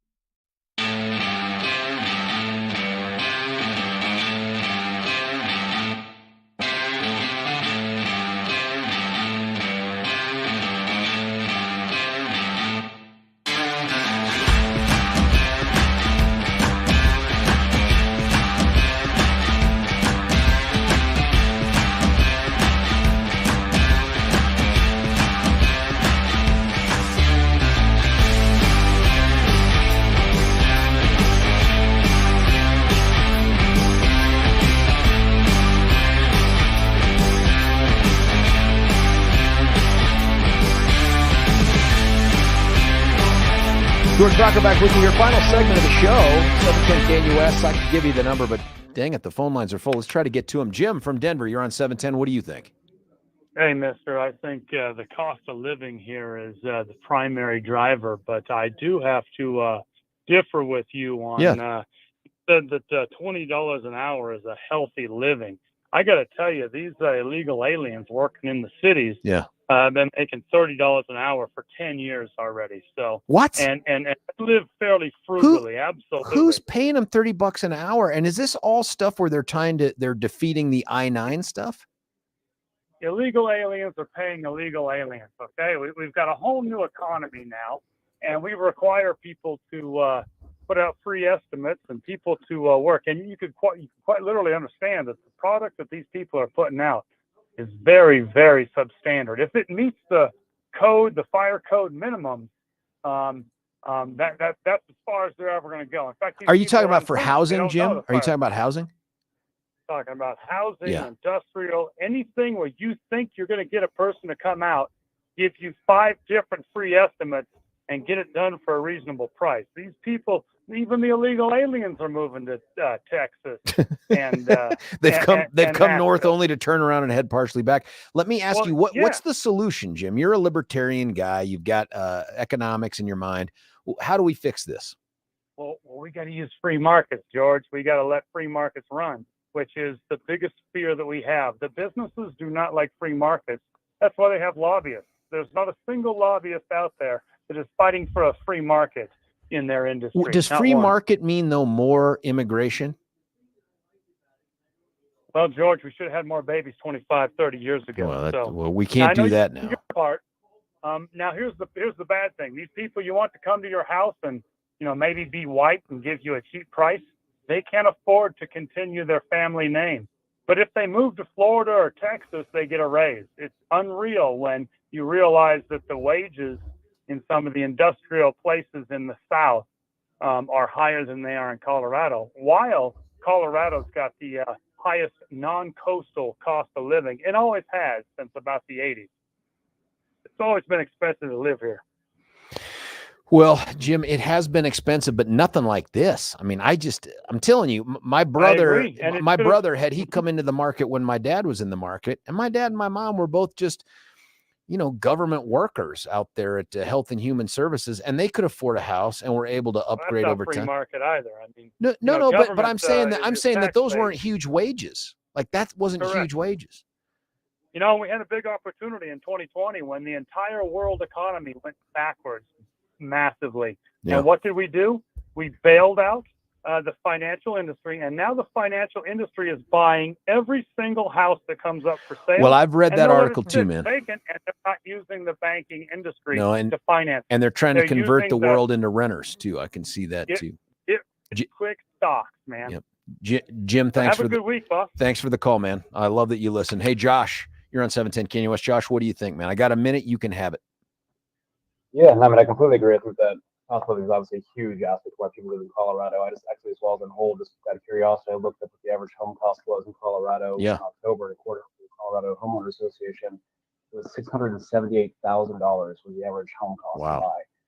And I decided to look up what's the average income in Colorado, and it's $56,000. So obviously that disparity. How much? The average income was what? Did you say? It's just a little hard to hear you, man. The average income was what?